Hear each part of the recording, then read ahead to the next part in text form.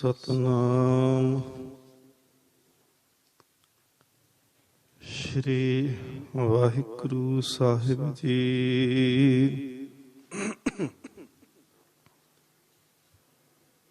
सतनाम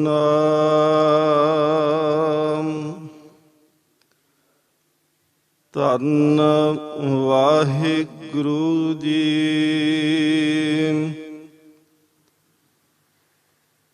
तुमरे गुण क्या कहा मेरा सतगुरा, जब गुर बोले है तब बिसम होए जाए। हम जैसे अपराधी अवर कोई राखे, जैसे हम सतगुर राख लिए छड़ाए। तू गुर पिता तू है गुर माता, तू गुर बंदप मेरा सखा सखाए। बेशुमार अथाह आगनत अतुलै, ज्यों बुलावो त्यों नानक दास बोले। सतनाम श्री वाहिगुरु साहिब जी। मन्ने की गत कही न जाए, जे को कहे पिछे पछुताए।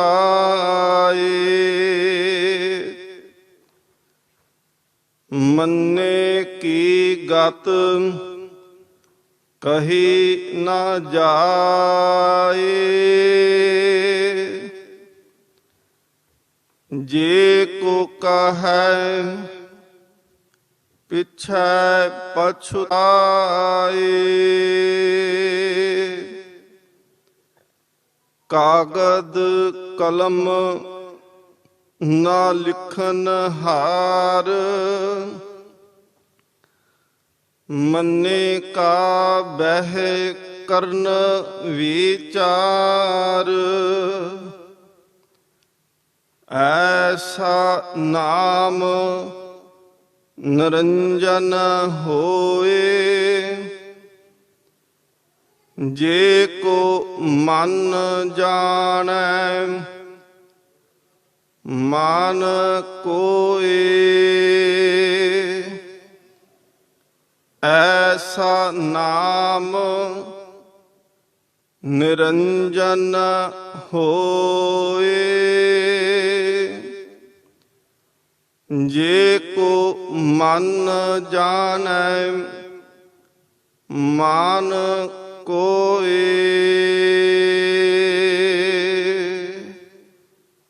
वाहिगुरु जी का खालसा, वाहिगुरु जी की फतेह। परम सन्मान योग जुगो जुग अटल तख्त चबर छत्र दे मालिक सतगुरु श्री गुरु ग्रंथ साहिब महाराज जी दी पावन पवित्र हजूरी अंदर संध्या दे समय सजे होए दीवाना दे विच आप संगत हाजरियां भर के जीवन दे कीमती समय नू सफला कर रहे हो। साबका हजूरी रागी सचखंड श्री दरबार साहब भाई सतबीर सिंह जी आप जी नू गुरबानी दा कीर्तन सरवण करा के गए। ਲੜੀਵਾਰ ਜੋ ਕਥਾ ਦੀ ਪ੍ਰਾਰੰਭਤਾ ਕਰਨ ਲੱਗੇ ਹਾਂ,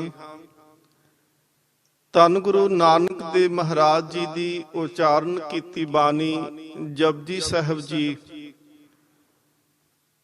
ਜਿਸ ਦੀਆਂ 11 ਪੌੜੀਆਂ ਦੀ ਵਿਚਾਰ ਜਿਹੜੀ ਹੈ ਆਪਾਂ ਕੱਲ ਤੱਕ ਸਤਿਗੁਰ ਮਹਾਰਾਜ ਜੀ ਦੇ ਹੁਕਮ ਦੇ ਨਾਲ ਸੰਪੂਰਨ ਕੀਤੀ ਹੈ। ਅੱਗੇ 4 ਪੌੜੀਆਂ ਜਿਹੜੀਆਂ ਨੇ ਉਹ ਇੱਕੇ ਹੀ ਸੰਬੰਧ ਦੇ ਵਿੱਚ ਮਹਾਰਾਜ ਜੀ ਨੇ ਉਚਾਰਨ ਕੀਤੀਆਂ ਨੇ। ਜਿਵੇਂ ਪਿਛਲੀਆਂ 4 ਪੌੜੀਆਂ ਜਿਹੜੀਆਂ ਨੇ ਉਹ ਸੁਣਿਆ ਦੀਆਂ ਹਨ ਕਿ ਸੁਣਨ ਦੀ ਕੀ ਮਹੱਤਤਾ ਹੈ। ਹੁਣ ਅਗਲੀਆਂ ਜਿਹੜੀਆਂ 4 ਪੌੜੀਆਂ ਨੇ ਉਹਦੇ ਵਿੱਚ ਇੱਕ ਪੌੜੀ ਜਿਹੜੀ ਹੈ ਉਹ ਮੰਨੇ ਦੀ ਹੈ, ਜਿੰਦਾ ਪਾਠ ਆਪ ਜੀ ਨੇ ਸਰਵਣ ਕੀਤਾ, ਤੇ ਬਾਕੀ ਜਿਹੜੀਆਂ 3 ਪੌੜੀਆਂ ਨੇ ਉਹ ਮੰਨੈ ਦੀਆਂ ਨੇ। ਪਹਿਲੀ ਪੌੜੀ ਜਿਹੜੀ ਹੈ ਉਹ ਮੰਨੇ ਨੰਨੇ ਨੂੰ ਇੱਕ ਲਾਂ ਦੇ ਨਾਲ ਹੈ, ਤੇ ਜਿਹੜੀਆਂ ਦੂਸਰੀਆਂ 3 ਪੌੜੀਆਂ ਆਉਣਗੀਆਂ ਉਹ ਮੰਨੈ ਨੰਨੇ ਨੂੰ ਦੁਲਾਵਾਂ ਦੇ ਨਾਲ ਉਹਨਾਂ ਦਾ ਉਚਾਰਨ ਹੈ। ਸਤਿਗੁਰੂ ਗੁਰੂ ਨਾਨਕ ਦੇਵ ਮਹਾਰਾਜ ਸੱਚੇ ਪਾਤਸ਼ਾਹ ਕਿਰਪਾ ਕਰਨ,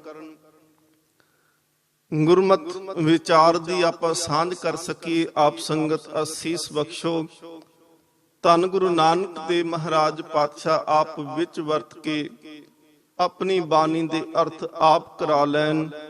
ਅਦਬ ਪਿਆਰ ਸਤਿਕਾਰ ਨਾਲ ਆਓ, ਗੁਰੂ ਚਰਨਾਂ ਦੇ ਵਿੱਚ ਹਾਜ਼ਰੀ ਲਵਾਈਏ। ਪਿਆਰ ਸਤਿਕਾਰ ਨਾਲ ਆਖੋ ਜੀ ਸਤਿਨਾਮ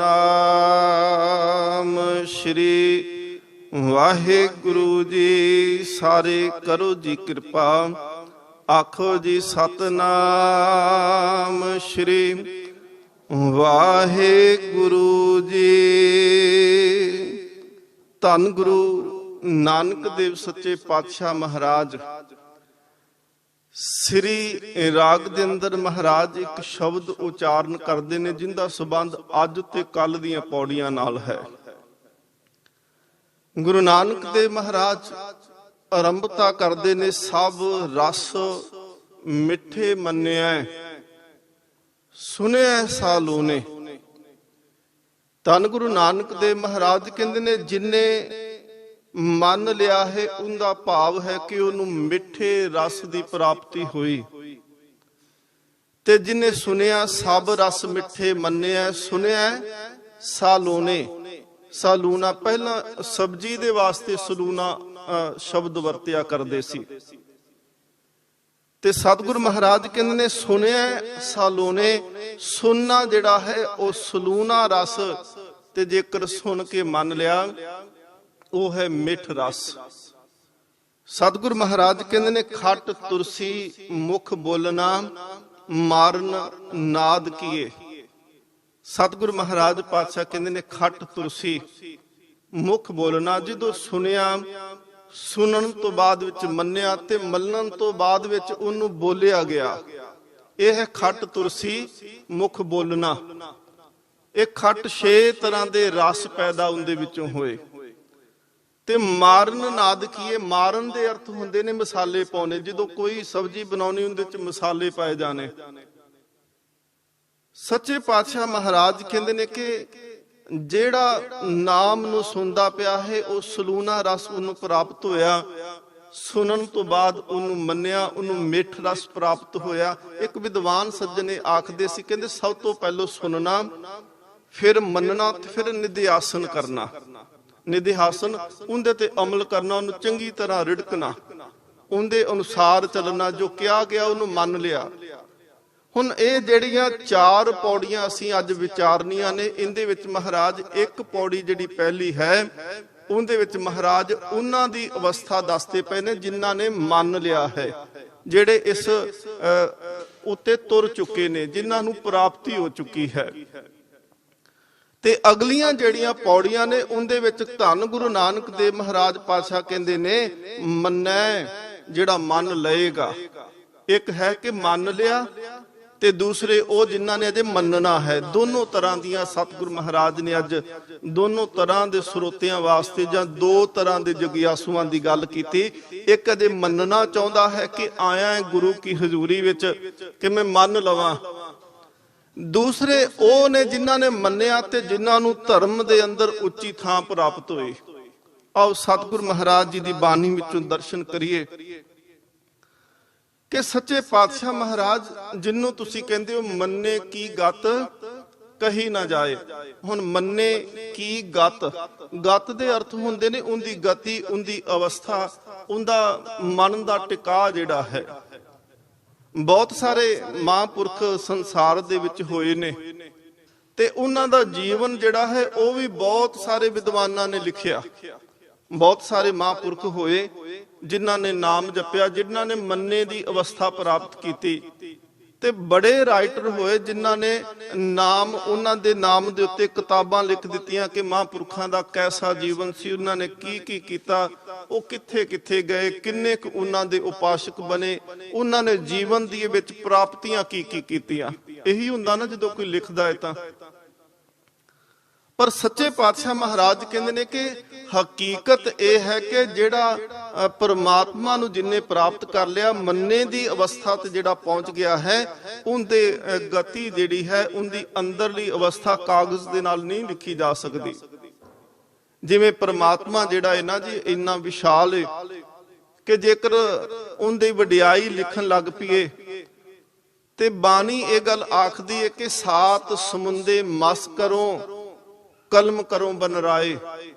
ਇਹ ਜਿਹੜਾ ਸਮੁੰਦਰ ਜਿੰਨੇ ਅਸੀਂ ਦੇਖਦੇ ਆ ਨਾ, ਇਹ 7 ਸਮੁੰਦਰਾਂ ਨੂੰ ਕਹਿੰਦੇ ਜੇਕਰ ਸ਼ਾਹੀ ਬਣਾ ਦਈਏ ਨਾ, ਸ਼ਾਹੀ ਬਣਾਉਣ ਤੋਂ ਬਾਅਦ ਫਿਰ ਲਿਖਣ ਵਾਸਤੇ ਕਲਮਾਂ ਕਿੱਥੋਂ ਆਉਣਗੀਆਂ?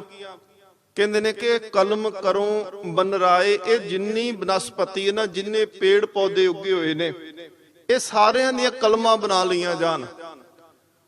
ਵਸੁਧਾ ਕਾਗਦ ਜਿਉ ਕਰੋ ਹਰ ਜਸ ਲਿਖਣ ਨਾ ਜਾਏ।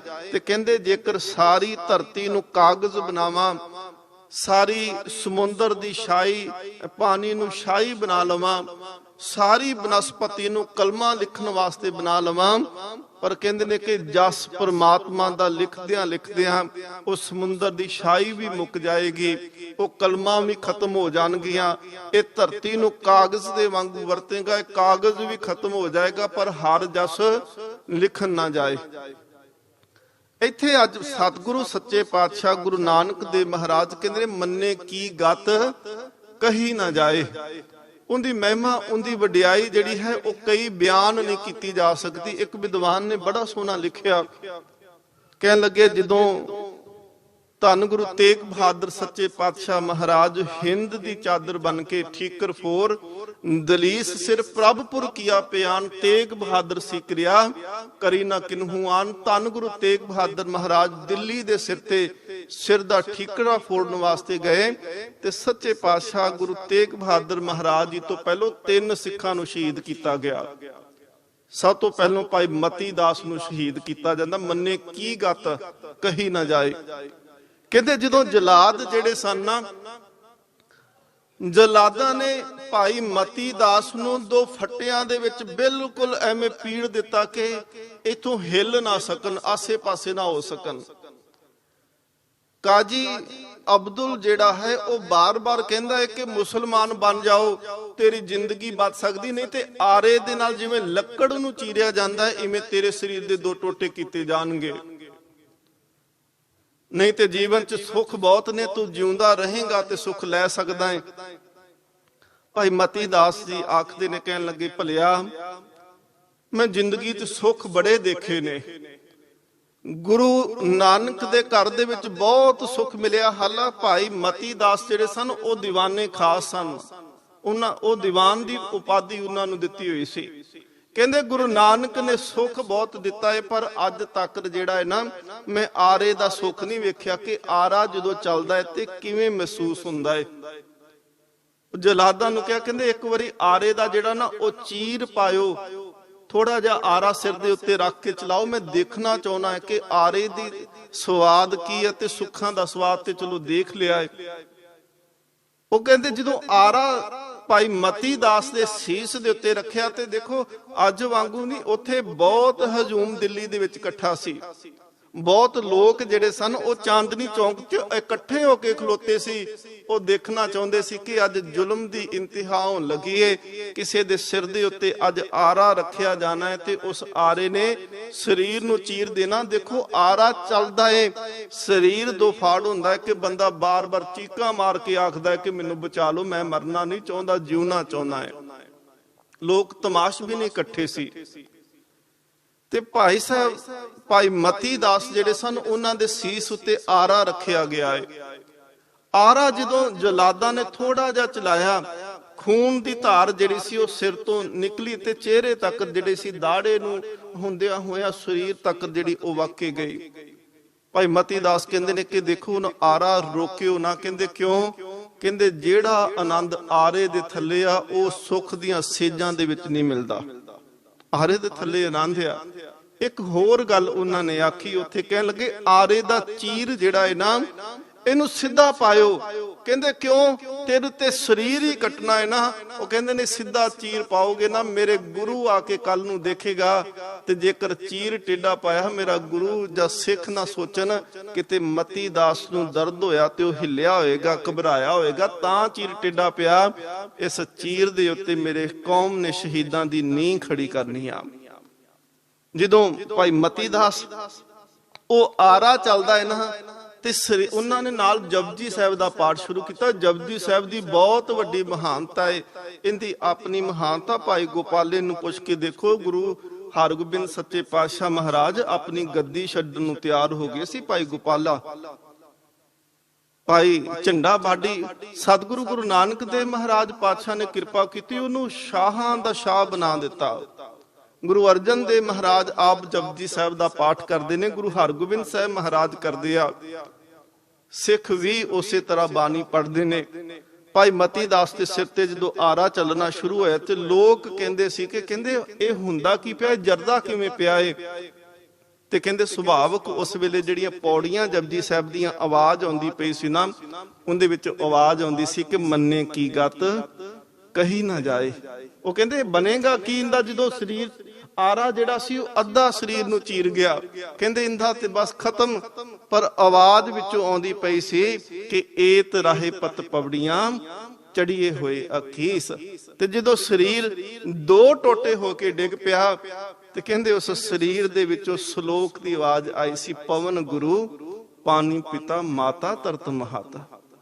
ਸਤਿਗੁਰੂ ਸੱਚੇ ਪਾਤਸ਼ਾਹ ਮਹਾਰਾਜ ਕਹਿੰਦੇ ਦੇਖੋ ਇੱਥੇ ਤੁਸੀਂ ਪੜ੍ਹਾਈ ਕਰਦੇ ਹੋ, ਤੁਸੀਂ ਇੰਜੀਨੀਅਰਿੰਗ ਕਰੋ, ਤੁਸੀਂ MBBS ਕਰ ਲਓ, ਤੁਸੀਂ ਡਾਕਟਰ ਬਣ ਜਾਓ, ਤੁਸੀਂ ਵਕੀਲ ਬਣ ਜਾਓ, ਇਹ ਪੜ੍ਹਾਈ ਜਿਹੜੀ ਹੈ ਇਹ ਇੱਥੋਂ ਤੱਕ ਕੰਮ ਆ ਸਕਦੀ ਆ।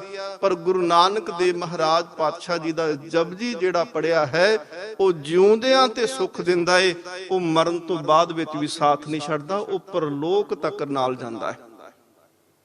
ਜਪਜੀ ਸਾਹਿਬ ਸਤਿਗੁਰੂ ਸੱਚੇ ਪਾਤਸ਼ਾਹ ਮਹਾਰਾਜ ਕਹਿੰਦੇ ਨੇ ਕਿ ਦੇਖੋ ਢੂੰਡ ਸੰਤ ਸੱਜਣ ਪੱਕਿਆਂ ਕੱਚੜਿਆਂ ਸਿਓ ਤੋੜ, ਢੂੰਡ ਸੰਤ ਸੱਜਣ ਪੱਕਿਆਂ ਓਏ ਜਵਿੰਦੇ ਵਿਛੜੇ ਉਹਨਾਂ ਮੋਇਆ ਨਾ ਜਾਈ ਛੋੜ।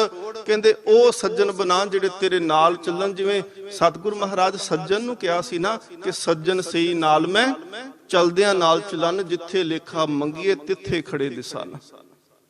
ਸੱਚੇ ਪਾਤਸ਼ਾਹ ਮਹਾਰਾਜ ਕਹਿੰਦੇ ਉਹ ਸੱਜਣ ਉਹ ਜਿਹੜੇ ਨਾਲ ਚੱਲਣ, ਗੁਣ ਉਹ ਜਿਹੜੇ ਨਾਲ ਰਹਿਣ।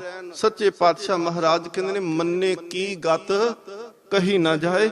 ਜਿਹਨੇ ਮੰਨ ਲਿਆ, ਜਿੰਦੇ ਹਿਰਦੇ ਵਿੱਚ ਰੱਬ ਆ ਕੇ ਟਿਕ ਗਿਆ। ਹੁਣ ਮੰਨਣਾ ਬਾਹਰੋਂ ਨਹੀਂ।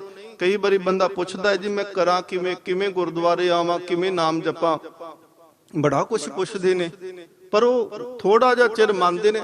ਜਿਵੇਂ ਗੁਰੂ ਸਾਹਿਬ ਕਹਿ ਦੇ ਨਾ ਕਿਸੇ ਨੂੰ ਕਿ ਚਲੋ ਜੀ ਭਾਂਡੇ ਮਾਂਜ ਲਓ ਤੁਸੀਂ ਜਾ ਕੇ, ਉਹ ਬੰਦਾ ਹੁਣ ਇੱਕ ਵਾਰੀ ਤੇ ਜਾਏਗਾ, ਭਾਂਡਿਆਂ ਵਿੱਚ ਖਲੋ ਗਿਆ, ਮਾਂਜਣੇ ਸ਼ੁਰੂ ਕਰ ਦਿੱਤੇ, ਪਰ ਫਿਰ ਸੋਚਦਾ ਕਿ ਆਹ ਗੁਰੂ ਨੇ ਕਿਹੜੇ ਕੰਮ ਲਾ ਦਿੱਤਾ, ਭਾਂਡੇ ਮਾਂਜੀ ਜਾਣਾ, ਉਪਦੇਸ਼ ਤੇ ਕੋਈ ਦਿੰਦੇ ਨਹੀਂ ਪਏ।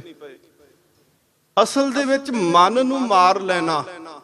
ਮਨ ਨੂੰ ਮਾਰਨਾ ਕੀ ਹੈ ਕਿ ਆਪਣੀ ਮਰਜ਼ੀ ਨੂੰ ਪਿਛਾਂ ਰੱਖ ਦੇਣਾ, ਸੋਚਣਾ ਛੱਡ ਦੇਣਾ ਕਿ ਜੋ ਗੁਰੂ ਨੇ ਕਿਹਾ ਹੈ ਉਹ ਕਰਨਾ ਹੈ। ਇੱਕ ਵਾਰੀ ਇਹ ਅਹਿਸਾਸ ਕਰ ਲੈਣਾ ਕਿ ਹਮ ਅੰਦਲੇ ਅੰਧ ਵਿਖੇ ਬਿਖਰਾਤੇ ਕਿਉਂ ਚਾਲੇ ਗੁਰ ਚਾਲੀ। ਕਿ हे ਪ੍ਰਮਾਤਮਾ, ਅਸੀਂ ਤਾਂ ਅੱਖਾਂ ਤੇ ਭਾਵੇਂ ਸਾਡੇ ਕੋਲ ਹੈ ਸੰਸਾਰ ਵੇਖਣ ਵਾਲੀਆਂ, ਪਰ ਸੱਚੀ ਗੱਲ ਆ ਕਿ ਅਸੀਂ ਤੇਰੇ ਮਾਰਗ ਤੇ ਚੱਲ ਸਕੀਏ, ਤੇਰੇ ਦੱਸੇ ਰਾਹ ਦੇ ਉੱਤੇ ਤੁਰ ਸਕੀਏ, ਸਾਡੇ ਕੋਲ ਐਸੀਆਂ ਅੱਖਾਂ ਕੋਈ ਨਹੀਂ। ਹਮ ਅੰਧਲੇ ਅੰਧ ਬਿਖੇ ਬਿਖਰਾਤੇ ਤੋਂ ਭਾਵੇਂ ਕਿ ਆ ਦੁਨਿਆਵੀ ਝਮੇਲਿਆਂ ਦੇ ਵਿੱਚ ਅਸੀਂ ਫਸ ਕੇ ਰਹਿ ਗਏ, ਬਸ ਇਹੀ ਕੋਸ਼ਿਸ਼ ਕਰੀ ਜਾ ਰਹੇ, ਸਵੇਰ ਤੋਂ ਸ਼ਾਮ ਤੇ ਸ਼ਾਮ ਤੋਂ ਸਵੇਰ। ਬਿਖੇ ਬਿਖਰਾਤੇ ਕਿਉਂ ਚਾਲੇ ਗੁਰ ਚਾਲੀ? ਦੱਸੋ ਹੁਣ ਮਹਾਰਾਜ, ਜਿਹੜਾ ਰਸਤਾ ਤੁਸੀਂ ਆਖਦੇ ਪਏ ਹੋ ਉਹਦੇ ਤੇ ਕਿਵੇਂ ਤੁਰੀਏ? ਸਤਿਗੁਰ ਦਇਆ ਕਰੇ ਸੁਖ ਦਾਤਾ, ਹਮ ਲਾਵੇਂ ਆਪਨ ਪਾਲੀ। ਤੇ ਮਹਾਰਾਜ ਦੱਸਦੇ ਨੇ ਕਿਵੇਂ ਚੱਲਣਾ। ਗੁਰਸਿੱਖ ਮੀਤ ਚਲੋ ਗੁਰ ਚਾਲੀ, ਜੋ ਗੁਰ ਕਹੇ ਸੋਈ ਭਲ ਮਾਨੋ। ਮਹਾਰਾਜ ਕਹਿੰਦੇ ਬਸ ਜੋ ਗੁਰੂ ਨੇ ਆਖ ਦਿੱਤਾ ਉਹਦੇ ਤੇ ਭਰੋਸਾ ਯਕੀਨ ਕਰ ਲਈ, ਜਿਵੇਂ ਗੁਰੂ ਆਖਦਾ ਉਵੇਂ ਤੁਰਨਾ ਸ਼ੁਰੂ ਕਰ। ਆਪਣੀ ਜਿਹੜੀ ਮਨ ਦੀ ਮੱਤ ਹੈ ਉਹਨੂੰ ਤਿਆਗਣਾ ਛੱਡ ਦੇ, ਉਹਨੂੰ ਤਿਆਗ ਹੀ ਕਰ, ਆਪਣੀ ਮੱਤ ਨਾ ਅੱਗੇ ਰੱਖਿਆ ਕਰ। ਸੱਚੇ ਪਾਤਸ਼ਾਹ ਮਹਾਰਾਜ ਕਹਿੰਦੇ ਨੇ, ਦੇਖੋ ਤਿਆਗੇ ਮਨ ਕੀ ਮਤੜੀ, ਮਨ ਦੀਆਂ ਮੱਤਾਂ ਜਿਹੜੀਆਂ ਨੇ ਉਹ ਤਿਆਗਦੇ, ਵਿਸਾਰੇ ਦੂਜਾ ਭਾਉ ਜੀਓ।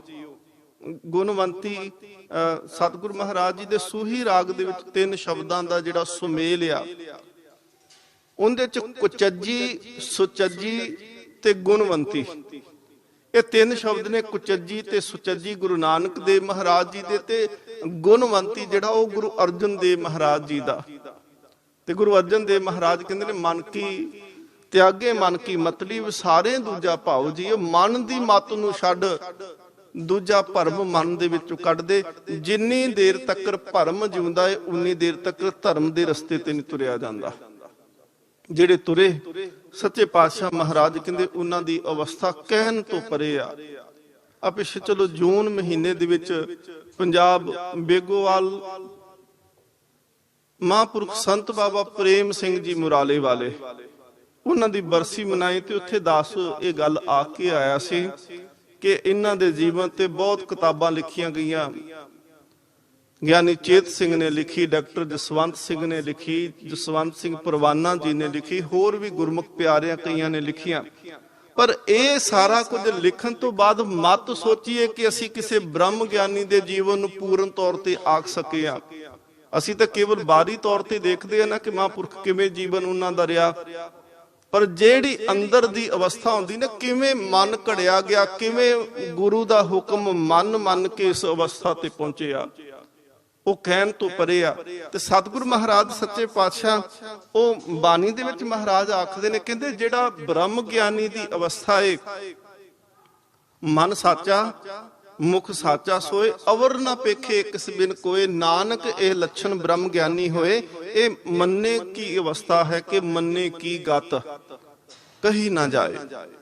ਤੇ ਮਹਾਰਾਜ ਕਹਿੰਦੇ ਨੇ ਕਿ ਬ੍ਰਹਮ ਗਿਆਨੀ ਕੀ ਸੋਭਾ ਬ੍ਰਹਮ ਗਿਆਨੀ ਬਣੀ। ਬ੍ਰਹਮ ਗਿਆਨੀ ਦੀ ਵਡਿਆਈ, ਉਹਦੀ ਗਤ, ਉਹਦੀ ਮਹਿਮਾ ਜਿਹੜੀ ਹੈ ਉਹ ਬ੍ਰਹਮ ਗਿਆਨੀ ਦੱਸ ਸਕਦਾ ਹੈ, ਦੂਸਰਾ ਕੇਵਲ ਅੰਦਾਜ਼ੇ ਲਾ ਸਕਦਾ ਹੈ, ਪਰ ਵਸ ਦੇ ਵਿੱਚ ਕੁਝ ਨਹੀਂ ਹੁੰਦੇ ਕਿ ਉਹ ਪੂਰਨ ਤੌਰ ਤੇ ਬਿਆਨ ਕਰ ਦੇਵੇ। ਬ੍ਰਹਮ ਗਿਆਨੀ ਦਾ ਜੀਵਨ ਜਿਹੜਾ ਹੈ ਉਹਦੀ ਆਰੰਭਤਾ ਹੁੰਦੀ ਹੈ, ਗਰੀਬੀ ਗਦਾ ਹਮਾਰੀ ਖੰਨਾ ਸਗਲ ਰੇਨ ਸ਼ਾਰੀ, ਇਸ ਆਗੇ ਕੋ ਨਾ ਟਿਕੇ ਵਿਕਾਰੀ। ਸੱਚੇ ਪਾਤਸ਼ਾਹ ਮਹਾਰਾਜ ਕਹਿੰਦੇ ਨੇ ਕਿ ਮੰਨੇ ਕੀ ਗਤ ਕਹੀ ਨਾ ਜਾਏ, ਉਹਦੀ ਗਤ, ਉਹਦੀ ਅਵਸਥਾ ਬਿਆਨ ਨਹੀਂ ਕੀਤੀ ਜਾਂਦੀ। ਤੇ ਸਿੱਧ ਆਖਦੇ ਨੇ ਧੰਨ ਗੁਰੂ ਨਾਨਕ ਦੇਵ ਮਹਾਰਾਜ, ਜੇਕਰ ਕੋਈ ਯਤਨ ਕਰੇ ਕਿ ਮੈਂ ਕਹਿ ਦਵਾਂ, ਸਤਿਗੁਰੂ ਮਹਾਰਾਜ ਪਾਤਸ਼ਾਹ ਕਹਿੰਦੇ ਨੇ, ਜੇ ਕੋ ਕਹੈ ਪਿੱਛੇ ਪਛਤਾਏ। ਜੇਕਰ ਕੋਈ ਕਵੇ, ਜੇਕਰ ਕੋਈ ਆਖੇ ਕਿ ਮੈਂ ਦੱਸ ਸਕਦਾ ਕਿ ਬ੍ਰਹਮ ਗਿਆਨੀ ਦਾ ਜੀਵਨ ਕਿਵੇਂ ਦਾ ਸੀ, ਸੱਚੇ ਪਾਤਸ਼ਾਹ ਮਹਾਰਾਜ ਕਹਿੰਦੇ ਬਸ ਕੇਵਲ ਪਛਤਾਵਾ ਹੈ ਉਹਦੇ ਕੋਲ, ਇਸ ਤੋਂ ਅੱਗੇ ਹੋਰ ਕੁਝ ਨਹੀਂ ਆ। ਮੰਨੇ ਕੀ ਗਤ ਕਹੀ ਨਾ ਜਾਏ, ਜੇ ਕੋ ਕਹੈ ਪਿੱਛੇ ਪਛਤਾਏ, ਬਾਅਦ ਵਿੱਚ ਕੇਵਲ ਪਛਤਾਵਾ ਕਿ ਕਾਨੂੰ ਮੈਂ ਕੋਸ਼ਿਸ਼ ਕੀਤੀ, ਯਤਨ ਕੀਤੀ ਕਿ ਮੈਂ ਕਵਾਂ। ਅੱਗੇ ਸਤਿਗੁਰੂ ਮਹਾਰਾਜ ਆਖਦੇ ਨੇ, ਕਹਿੰਦੇ ਬਿਲਕੁਲ ਨਹੀਂ ਕਹਿ ਸਕਦਾ ਕੋਈ। ਗੁਰੂ ਨਾਨਕ ਦੇਵ ਸੱਚੇ ਪਾਤਸ਼ਾਹ ਮਹਾਰਾਜ ਜੀ ਨੂੰ ਨਾ ਇੱਕ ਦਿਨ ਮਾਤਾ ਤ੍ਰਿਪਤਾ ਜੀ ਆਖਦੇ ਆ, ਕਹਿੰਦੇ ਨਾਨਕ ਵੇ, ਤੂੰ ਅਕਸਰ ਆਖਦਾ ਹੈ ਕਿ ਰੱਬ ਬੜਾ ਵੱਡਾ ਹੈ, ਬੜਾ ਵੱਡਾ ਹੈ, ਉਹ ਬਹੁਤ ਬੇਅੰਤ ਹੈ, ਉਹਨੂੰ ਕਿਹਾ ਹੀ ਨਹੀਂ ਜਾ ਸਕਦਾ, ਉਹਦੇ ਬਾਰੇ ਦੱਸਿਆ ਹੀ ਨਹੀਂ ਜਾ ਸਕਦਾ। ਕਿ ਸਤਿਗੁਰੂ ਮਹਾਰਾਜ ਕਹਿੰਦੇ ਹਾਂ ਮਾਂ, ਬਿਲਕੁਲ ਨਹੀਂ ਕਿਹਾ ਜਾ ਸਕਦਾ। ਮਾਤਾ ਤ੍ਰਿਪਤਾ ਜੀ ਆਖਦੇ ਨੇ, ਨਾਨਕ ਵੇ ਇਸ ਸੰਸਾਰ ਦੇ ਉੱਤੇ ਕਿੰਨੇ ਬ੍ਰਹਮ ਗਿਆਨੀ ਹੋਵਣਗੇ, ਸੰਸਾਰ ਦੇ ਉੱਤੇ ਕਿੰਨੇ ਸੰਤ ਤੇ ਭਗਤ ਹੋਣਗੇ। ਸਤਿਗੁਰੂ ਗੁਰੂ ਨਾਨਕ ਦੇਵ ਮਹਾਰਾਜ ਕਹਿੰਦੇ ਗਿਣਤੀ ਕੋਈ ਨਹੀਂ, ਬਹੁਤ ਹੋਣਗੇ ਮਾਂ। ਸਤਿਗੁਰੂ ਮਹਾਰਾਜ ਨੂੰ ਫਿਰ ਮਾਤਾ ਜੀ ਆਖਦੇ ਨੇ, ਨਾਨਕ ਵੇ ਜੇ ਸਾਰੇ ਹੀ ਰਲ ਕੇ ਬੈਠਣ, ਸਾਰਿਆਂ ਨੂੰ ਬ੍ਰਹਮ ਗਿਆਨੀਆਂ ਨੂੰ ਇਕੱਠਾ ਕਰੀਏ ਤੇ ਸਾਰਿਆਂ ਨੂੰ ਇਕੱਠਾ ਕਰਕੇ ਆਖੀਏ ਕਿ ਹੁਣ ਤੁਸੀਂ ਰੱਬ ਦੀ ਮਹਿਮਾ ਬਿਆਨ ਕਰੋ, ਫਿਰ ਤਾਂ ਪੂਰੀ ਪੈ ਸਕਦੀ ਆ ਨਾ। ਸਤਿਗੁਰੂ ਮਹਾਰਾਜ ਪਾਤਸ਼ਾਹ ਕਹਿੰਦੇ ਨਹੀਂ, ਬਿਲਕੁਲ ਨਹੀਂ ਪੈ ਸਕਦੀ। ਕਿਵੇਂ? ਧੰਨ ਗੁਰੂ ਨਾਨਕ ਦੇਵ ਮਹਾਰਾਜ ਪਾਤਸ਼ਾਹ ਕਹਿੰਦੇ ਨੇ, ਜੇ ਸਭ ਮਿਲ ਕੇ ਆਖਣ ਪਾਹੇ ਵੱਡਾ ਨਾ ਹੋਵੇ ਘਾਟ ਨਾ ਜਾਏ। ਸਾਰੇ ਰਲ ਕੇ ਆਖਣ ਲੱਗ ਪੈਣ ਕਿ ਰੱਬ ਇੰਨਾ ਵੱਡਾ, ਪਰ ਕਹਿੰਦੇ ਉਹਦੀ ਵਡਿਆਈ ਕੌਣ ਹੈ ਜਿਹੜਾ ਬਿਆਨ ਕਰ ਸਕਦਾ ਹੈ। ਮਹਾਰਾਜ ਆਖਦੇ ਨੇ, ਕਾਗਦ ਕਲਮ ਨਾ ਲਿਖਣ ਹਾਰ। ਕਾਗਜ਼ ਤੋਂ ਭਾਵ ਕਾਗਜ਼ ਹੋ ਗਿਆ, ਕਲਮ ਤੋਂ ਭਾਵ ਚਲੋ ਪੈਨ ਲਾ ਲਓ, ਕਲਮ ਲਿਖ ਲਓ, ਤੇ ਨਾ ਲਿਖਣ ਹਾਰ। ਹੁਣ ਇੱਥੇ ਨੰਨਾ ਜਿਹੜਾ ਹੈ ਨਾ ਉਹ ਮੁਕਤਾ ਜੇ। ਜਦੋਂ ਅਸੀਂ ਬਾਣੀ ਪੜ੍ਹਦੇ ਹਾਂ ਨਾ ਉਦੋਂ ਇਹਦਾ ਉਚਾਰਨ ਨਾ ਕਰਨਾ, ਨਾ ਨਹੀਂ ਕਰਨਾ, ਕੰਨਾਂ ਲਾ ਕੇ ਨਹੀਂ ਉਚਾਰਨ ਕਰੀਦਾ। ਕਾਗਦ ਕਲਮ ਨਾ ਲਿਖਣ ਹਾਰ। ਲਿਖਣ ਹਾਰ ਤੋਂ ਭਾਵ ਹੁੰਦਾ ਹੈ ਕਿ ਲਿਖਾਰੀ, ਰਾਈਟਰ। ਸਤਿਗੁਰੂ ਮਹਾਰਾਜ ਕਹਿੰਦੇ ਕੋਈ ਕਾਗਜ਼ ਕਲਮ ਜਾਂ ਕੋਈ ਲਿਖਾਰੀ ਐਸਾ ਨਹੀਂ ਜਿਹੜਾ ਪਰਮਾਤਮਾ ਨੂੰ ਸੰਪੂਰਨ ਤੌਰ ਤੇ ਲਿਖ ਸਕੇ। ਮੰਨੇ ਕਾ ਬਹਿ ਕਰਨ ਵਿਚਾਰ, ਜੇਕਰ ਬਹਿ ਕੇ ਇਕੱਠੇ ਹੋ ਕੇ ਵਿਚਾਰ ਕਰਨੇ ਸ਼ੁਰੂ ਕਰ ਦੇਣ, ਜੇ ਸਭ ਮਿਲ ਕੇ ਆਖਣ ਪਾਹੇ, ਨਹੀਂ ਕਿਹਾ ਜਾ ਸਕਦਾ। ਸਤਿਗੁਰੂ ਮਹਾਰਾਜ ਕਹਿੰਦੇ ਨੇ ਕਿ ਮੰਨੇ ਕਾ ਬਹਿ ਕਰਨ ਵਿਚਾਰ, ਉਹਦੇ ਬਾਰੇ ਵਿਚਾਰ ਚਰਚਾ ਕੀਤੀ। ਫਿਰ ਸੱਚੇ ਪਾਤਸ਼ਾਹ ਮਹਾਰਾਜ ਕਹਿੰਦੇ ਨੇ, ਐਸਾ ਨਾਮ ਨਿਰੰਜਨ ਹੋਏ। ਨਿਰੰਜਨ ਦੇ ਅਰਥ ਹੁੰਦੇ ਨੇ ਅੰਜਨ ਤੋਂ ਰਹਿਤ। ਨਿਰ ਜਦੋਂ ਲੱਗਦਾ ਅਗੇਤਰ ਕੁਛ ਅੱਖਰ ਲੱਗਦੇ ਨੇ, ਅੰਜਨ, ਅੰਜਨ ਜਿਹੜਾ ਵਾ ਉਹ ਸੁਰਮੇ ਦਾ ਲਿਖਾਇਆ, ਕਿ ਸੁਰਮਿਆਂ ਦਾ ਅਰਥ ਹੁੰਦਾ ਹੈ। ਤੇ ਸੁਰਮਾ ਜਿਹੜਾ ਹੈ ਉਹ ਕਾਲਾ ਹੁੰਦਾ ਹੈ। ਤੇ ਮਾਇਆ ਦੀ ਕਾਲਖ ਜਿਹੜੀ ਆ, ਮਾਇਆ ਜਿਹੜੀ ਹੈ ਉਹਦੀ ਤਸ਼ਬੀਹ ਜਿਹੜੀ ਹੈ ਉਹ ਕਾਲਖ ਨਾਲ ਦਿੱਤੀ ਜਾਂਦੀ ਹੈ ਕਿ ਮਾਇਆ ਕਾਲਖ ਇੱਕ ਜੀ। ਹੁਣ ਸਤਿਗੁਰੂ ਮਹਾਰਾਜ ਕਹਿੰਦੇ ਜਿਹੜਾ ਰੱਬ ਹੈ ਉਹਨੂੰ ਮਲ ਤੋਂ ਰਹਿਤ ਹੈ, ਉਹ ਅਵਿਦਿਆ ਤੋਂ ਰਹਿਤ ਹੈ, ਉਹ ਅਗਿਆਨ ਤੋਂ ਰਹਿਤ ਹੈ, ਉਹਦੇ ਤੇ ਮਾਇਆ ਦਾ ਲੇਪ ਛੇਪ ਕੋਈ ਨਹੀਂ ਲੱਗਦਾ। ਸੱਚੇ ਪਾਤਸ਼ਾਹ ਕਹਿੰਦੇ ਨੇ, ਐਸਾ ਨਾਮ ਨਿਰੰਜਨ ਹੋਏ। ਉਸ ਨਿਰੰਜਨ ਪਰਮਾਤਮਾ ਦਾ ਅੰਜਨ ਤੋਂ ਰਹਿਤ, ਕਾਲਖ ਤੋਂ ਰਹਿਤ, ਮਾਇਆ ਦੇ ਲੇਪ ਤੋਂ ਰਹਿਤ ਪਰਮਾਤਮਾ ਜਿਹੜਾ ਹੈ ਨਾਮ, ਉਹਦਾ ਨਾਮ ਐਸਾ ਹੈ, ਉਹਦੇ ਤੇ ਵੀ ਕਾਲਖ ਨਹੀਂ, ਉਹ ਵੀ ਸੱਚ ਸਰੂਪ ਹੈ। ਜੇ ਕੋ ਮਨ ਜਾਣੈ ਮਨ ਕੋਇ। ਹੁਣ ਇੱਥੇ ਦੋ ਮਨ ਸ਼ਬਦ ਆਉਂਦੇ, ਅਸੀਂ ਕਈ ਵਾਰੀ ਦੋਵੇਂ ਜੇ ਕੋ ਮਨ ਜਾਣੇ ਮਨ ਕੋਇ ਪੜ੍ਹ ਦਿੰਦੇ ਆ। ਇੱਕ ਮਨ ਜਿਹੜਾ ਹੈ ਉਹਦੇ ਉੱਤੇ ਟਿੱਪੀ ਲੱਗੀ, ਉਹਨੂੰ ਮਨ ਪੜਨਾ ਹੈ, ਮੰਨ ਲਿਆ ਜਿੰਨੇ। ਉੱਪਰ ਮਹਾਰਾਜ ਕਹਿੰਦੇ ਪਏ ਨਾ ਜਿਹੜੀ ਗੱਲ ਕਿ ਮੰਨੇ ਕੀ ਗਤ, ਇੱਥੇ ਮਹਾਰਾਜ ਕਹਿੰਦੇ ਨੇ ਜੇ ਕੋ ਮਨ ਜਾਣੇ ਮੰਨ ਲਵੇ। ਕਿਵੇਂ? ਬਾਹਰੋਂ ਬਾਹਰੋਂ ਨਹੀਂ ਕੱਲਾ। ਸੱਚੇ ਪਾਤਸ਼ਾਹ ਮਹਾਰਾਜ ਕਹਿੰਦੇ ਨੇ ਜੇ ਕੋ ਮਨ ਜਾਣੇ ਮਨ ਕੋਏ, ਮਨ ਕਰਕੇ ਮੰਨ ਲਏ, ਉਤੋਂ ਉਤੋਂ ਨਹੀਂ ਕਿ ਮੈਂ ਮੰਨ ਲਿਆ। ਜਿਵੇਂ ਸੱਚੇ ਪਾਤਸ਼ਾਹ ਮਹਾਰਾਜ ਦੀ ਹਜ਼ੂਰੀ ਵਿੱਚ ਅੰਮ੍ਰਿਤ ਸੰਚਾਰ ਜਦੋਂ ਹੋਵੇ ਨਾ ਜੀ, ਭਾਵੇਂ ਅਸੀਂ ਜਿੰਨਿਆਂ ਨੂੰ ਮਰਜ਼ੀ ਘਰੋਂ ਪ੍ਰੇਰ ਕੇ ਲੈ ਆਈ ਤੇ ਚਲੋ ਅੰਮ੍ਰਿਤ ਛਕ ਲੋ, ਚੰਗਾ ਹੁੰਦਾ ਹੈ, ਸਿੱਖੀ ਜਨਮ ਮਿਲਿਆ ਹੈ, ਕਿਤੇ ਐਵੇਂ ਨਾ ਅਧੂਰਾ ਚਲੇ ਜਾ। ਕਈ ਤਰ੍ਹਾਂ ਦੀ ਪ੍ਰੇਰਨਾ ਦੇ ਕੇ ਲੈ ਕੇ ਆਉਨੇ। ਪ੍ਰਥਮ ਰਹਿਤ ਖੰਡੇ ਕੀ ਪੌਲ ਛਕੀ। ਹਾਲਾਂਕਿ ਗੁਰੂ ਗੋਬਿੰਦ ਸਿੰਘ ਮਹਾਰਾਜ ਕਈ ਕਹਿਣਗੇ ਜੀ ਅਸੀਂ ਰਹਿਤ ਤੇ ਰੱਖਦੇ ਆਂ, ਅਸੀਂ ਰਹਿਤਵਾਨ ਪੂਰੇ, ਪਰ ਅੰਮ੍ਰਿਤ ਨਹੀਂ ਛਕ ਸਕਦੇ। ਪਰ ਮਹਾਰਾਜ ਕਹਿੰਦੇ ਨੇ ਪ੍ਰਥਮ ਰਹਿਤ ਖੰਡੇ ਕੀ ਪੌਲ ਛਕੇ। ਪਹਿਲੀ ਰਹਿਤ ਹੀ ਇਹੀ ਆ ਕਿ ਅੰਮ੍ਰਿਤ ਛਕਣਾ ਜ਼ਰੂਰੀ ਹੈ ਸਿੱਖ ਵਾਸਤੇ। ਚਲੋ ਲੈ ਵੀ ਆਂਦਾ ਪ੍ਰੇਰ ਕੇ, ਪਰ ਜਦੋਂ ਸਤਿਗੁਰ ਮਹਾਰਾਜ ਜੀ ਦੀ ਹਜ਼ੂਰੀ ਵਿੱਚ ਆਉਨੇ ਆ ਤੇ ਪੰਜ ਪਿਆਰੇ ਜਦੋਂ ਖਲੋਤੇ ਹੁੰਦੇ ਨੇ, ਉਹ ਇਹ ਗੱਲ ਆਖਦੇ ਨੇ, ਕਹਿੰਦੇ ਦੱਸੀ ਆਪਣੀ ਮਰਜ਼ੀ ਨਾਲ ਆਇਆ ਕਿ ਤੈਨੂੰ ਬਦੋ ਬਦੀ ਲਿਆਂਦਾ ਹੈ। ਜੇ ਤੇਰਾ ਜੇ ਮਨ ਨਹੀਂ ਨਾ ਮੰਨਿਆ ਫਿਰ ਤੂੰ ਵਾਪਸ ਜਾ ਸਕਦਾ, ਤੈਨੂੰ ਛਕਣ ਦੀ ਲੋੜ ਨਹੀਂ, ਨਾ ਹੀ ਤੈਨੂੰ ਛਕਾਉਣਾ ਹੈ। ਤੂੰ ਬਦੋ ਬਦੀ ਅੰਮ੍ਰਿਤ ਨਹੀਂ ਛਕਾਇਆ ਜਾਂਦਾ। ਉਹ ਕਹਿੰਦੇ ਨੇ ਜੇਕਰ ਮੰਨੇਗਾ, ਮਨ ਕਰਕੇ ਮੰਨ ਕੇ ਆਇਆ ਹੈ ਤੇ ਫਿਰ ਤੈਨੂੰ ਛਕਾ ਦੇਣੇ। ਜੇ ਤੇਰਾ ਅਜੇ ਮਨ ਹੀ ਨਹੀਂ ਮੰਨਦਾ ਪਿਆ ਫਿਰ ਤੂੰ ਅੰਮ੍ਰਿਤ ਨਹੀਂ ਛਕ ਸਕਦਾ, ਤੈਨੂੰ ਬਿਲਕੁਲ ਨਹੀਂ ਛਕਾਵਾਂਗੇ ਅਸੀਂ। ਉਹਨੂੰ ਫਿਰ ਵਾਪਸ ਭੇਜ ਦਿੰਦੇ ਆ। ਸੱਚੇ ਪਾਤਸ਼ਾਹ ਮਹਾਰਾਜ ਕਹਿੰਦੇ ਨੇ ਕਿ ਨਾਮ ਪਰਮਾਤਮਾ ਦਾ ਜਿਹੜਾ ਹੈ ਉਹ ਅੰਜਨ ਤੋਂ ਰਹਿਤ ਹੈ, ਉਹ ਕਾਲਕ ਤੋਂ ਰਹਿਤ ਹੈ, ਉਹ ਲੇਪ ਛੇਪ ਤੋਂ ਰਹਿਤ ਹੈ। ਪਰ ਜੇਕਰ ਕੋਈ ਮੰਨ ਲਵੇ, ਮਨ ਕਰਕੇ, ਸੱਚੇ ਪਾਤਸ਼ਾਹ ਮਹਾਰਾਜ ਕਹਿੰਦੇ ਉਹਦੀ ਅਵਸਥਾ ਜਿਹੜੀ ਹੈ ਇਹ ਹੈ ਕਿ ਮੰਨੇ ਕੀ ਗਤ ਕਹੀ ਨਾ ਜਾਏ। ਇੱਥੇ ਇਹ ਇੱਕੋ ਪੌੜੀ ਹੈ ਮੰਨੇ ਵਾਲੀ। ਜੇ ਕੋਈ ਸਵਾਲ ਕਈ ਵਾਰੀ ਕਰਦੇ ਆ ਨਾ ਜੀ ਕਿ ਮੰਨੇ ਦੀਆਂ ਪੌੜੀਆਂ ਕਿੰਨੀਆਂ ਨੇ, ਉੱਥੇ ਇਹ ਹੁੰਦਾ ਕਿ ਮੰਨੇ ਦੀਆਂ 3 ਪੌੜੀਆਂ ਨੇ ਤੇ ਮੰਨੇ ਦੀ ਇੱਕ ਪੌੜੀ। ਇਹ ਇੱਕ ਮੰਨੇ ਲਾਮ ਦੇ ਨਾਲ ਤੇ ਬਾਕੀ ਦੁਲਾਵਾਂ ਦੇ ਨਾਲ। ਅੱਗੇ ਸਤਿਗੁਰ ਮਹਾਰਾਜ ਪੌੜੀ ਦੀ ਆਰੰਭਤਾ ਕਰਦੇ ਨੇ, ਮੰਨੈ ਸੁਰਤ ਹੋਵੈ ਮਨ ਬੁੱਧ। ਹੁਣ ਇੱਥੇ ਇਹ ਆ ਕਿ ਜਿਹੜੇ ਅਜੇ ਮੰਨ ਲੈਣਗੇ, ਜਿਹੜੇ ਇਸ ਰਸਤੇ ਤੇ ਤੁਰ ਪੈਣਗੇ, ਸੱਚੇ ਪਾਤਸ਼ਾਹ ਮਹਾਰਾਜ ਕਹਿੰਦੇ ਜਿਹੜੇ ਮੰਨਣਗੇ ਉਹਨਾਂ ਦੀ ਸੁਰਤ, ਉਹਨਾਂ ਦੀ ਬੁੱਧੀ ਜਿਹੜੀ ਹੈ ਉਹ ਸ੍ਰੇਸ਼ਟ ਹੋਵੇਗੀ, ਉਹਨਾਂ ਦੇ ਮਨ ਕਰਕੇ ਵੀ ਉਹ ਸ੍ਰੇਸ਼ਟ ਹੋ ਜਾਣਗੇ। ਹੁਣ ਇੱਕ ਵਿਦਵਾਨ ਸੱਜਣ ਆਖਦੇ ਨੇ ਕਿ ਜਿਹੜਾ ਮਨ ਆ ਨਾ, ਸਾਡਾ ਮਨ, ਇਹ ਮਨ ਸਰੀਰ ਦੇ ਵਿੱਚ ਹੁੰਦਾ ਨਹੀਂ, ਸਥੂਲ ਨਹੀਂ ਆ, ਇਹ ਸੂਖਸ਼ਮ ਆ। ਇਸ ਸਰੀਰ 'ਚ ਲੱਭੋਗੇ ਨਾ ਕਿ ਕਿੱਥੇ ਆ ਮਨ, ਜਿਹੜੀ ਮਰਜ਼ੀ ਸਕੈਨ ਕਰਕੇ ਦੇਖੋ ਕਿਤੇ ਨਹੀਂ ਲੱਭਣਾ ਹੈ, ਕਿਤੇ ਨਹੀਂ ਮਨ ਸਰੀਰ ਦੇ ਵਿੱਚ ਨਹੀਂ ਹੁੰਦਾ। ਪਰ ਇਹ ਹੁੰਦਾ ਹੈ ਕਿ ਇਹ ਮਨ ਦੇ ਵਿੱਚੋਂ ਥਾਟ ਫੁਰਨੇ ਪੈਦਾ ਹੁੰਦੇ ਨੇ, ਫੁਰਨੇ ਦਾ ਜਨਮ ਇਹਦੇ ਵਿੱਚੋਂ ਹੁੰਦਾ ਹੈ, ਫੁਰਨੇ ਮਨ ਦੇ ਵਿੱਚੋਂ ਪੈਦਾ ਹੁੰਦੇ ਨੇ। ਹੁਣ ਮਨ 'ਚੋਂ ਫੁਰਨਾ ਪੈਦਾ ਹੋਇਆ, ਮਨ ਦੇ ਵਿੱਚ ਖਿਆਲ ਪੈਦਾ ਹੋਇਆ। ਹੁਣ ਇਹ ਖਿਆਲ ਬਾਹਰ ਜਦੋਂ ਪ੍ਰਗਟ ਹੋਣਾ ਸੀ, ਇਹਦੇ ਵਿਚਕਾਰ ਬੁੱਧੀ ਆ ਕੇ ਖੜੀ ਹੋ ਜਾਂਦੀ ਆ। ਖਿਆਲ ਪੈਦਾ ਹੁੰਦਾ ਹੈ ਨਾ, ਜਦੋਂ ਖਿਆਲ ਨੂੰ ਬਾਹਰ ਕੱਢਣ ਤੋਂ ਪਹਿਲਾਂ ਬੁੱਧੀ ਵਿਚਕਾਰ ਖਲੋਤੀ ਏ। ਜੇ ਕਿਸੇ ਦਾ ਮਨ ਮੈਲਾ ਏ ਪਰ ਬੁੱਧੀ ਨਿਰਮਲ ਆ, ਉਹ ਤਾਂ ਵੀ ਕਰਮ ਦਾ ਹਿੱਸਾ ਨਹੀਂ ਮੈਲਾ ਬਣ ਦਿੰਦੀ, ਕਿਉਂਕਿ ਬੁੱਧੀ ਆ ਉਹ ਕਰਮ ਨੂੰ ਰੋਕ ਦਿੰਦੀ ਕਿ ਨਹੀਂ ਆ ਕਰਨਾ ਕੋਈ ਨਹੀਂ। ਜਿਵੇਂ ਕਈ ਵਾਰ ਕੀ ਹੁੰਦਾ, ਦੇਖੋ ਕੋਈ ਬੰਦਾ ਸਾਹਮਣੇ ਆਇਆ, ਉਹ ਸਾਹਮਣੇ ਆ ਕੇ ਮਿਲਿਆ ਤੇ ਮਨ ਦੇ ਵਿੱਚ ਇਹ ਫੁਰਨਾ ਆਇਆ ਕਿ ਕਿੱਥੋਂ ਮੱਥੇ ਲੱਗ ਗਿਆ, ਮੈਂ ਤੈਨੂੰ ਮਿਲਣਾ ਕੋਈ ਨਹੀਂ ਸੀ। ਪਰ ਬੁੱਧੀ ਵਿਚਕਾਰ ਆ ਕੇ ਖਲੋ ਗਈ। ਉਹ ਕਹਿੰਦੀ ਜੇ ਇਵੇਂ ਕਹਿ ਦਿੱਤਾ ਨਾ ਕਿ ਕਿੱਥੋਂ ਮੱਥੇ ਲੱਗ ਗਿਆ, ਤੈਨੂੰ ਤੇ ਮਿਲਣਾ ਨਹੀਂ ਸੀ ਮੈਂ, ਇਹਦੇ ਨਾਲ ਮੇਰੀ ਵਿਗੜ ਜਾਣੀ ਆ, ਚੰਗਾ ਇਹ ਹੋਏਗਾ ਕਿ ਮੈਂ ਹੋਰ ਤਰੀਕੇ ਨਾਲ ਗੱਲ ਆਖਾਂ। ਹੁਣ ਬੁੱਧੀ, ਜਦੋਂ ਬੰਦਾ ਇਨਸਾਨ ਸਾਹਮਣੇ ਕੋਲ ਆਇਆ ਤੇ ਬੁੱਧੀ ਕਹਿੰਦੀ ਵਾਹ ਵਾਹ ਬੜਾ ਚੰਗਾ ਹੋਇਆ ਤੂੰ ਮਿਲਿਆ, ਮੈਂ ਤੈਨੂੰ ਹੀ ਉਡੀਕਦਾ ਪਿਆ ਸੀ। ਬੁੱਧੀ ਨੇ ਉਹ ਥਾਟ ਚੇਂਜ ਕਰ ਦਿੱਤਾ ਨਾ। ਮਨ ਕੁਝ ਸੋਚਦਾ। ਅਸੀਂ ਅਰਦਾਸ ਜਦੋਂ ਕਰਦੇ ਨਾ, ਸਿੱਖਾਂ ਦਾ ਮਨ ਨੀਵਾਂ ਮਤ ਉੱਚੀ। ਇਹ ਮਤ ਉੱਚੀ ਤੋਂ ਭਾਵ ਹੈ ਕਿ ਤੁਹਾਡੀ ਮਤ ਜਿਹੜੀ ਹੈ ਉਹ ਨਿਰਮਲ ਹੋ ਜਾਏ।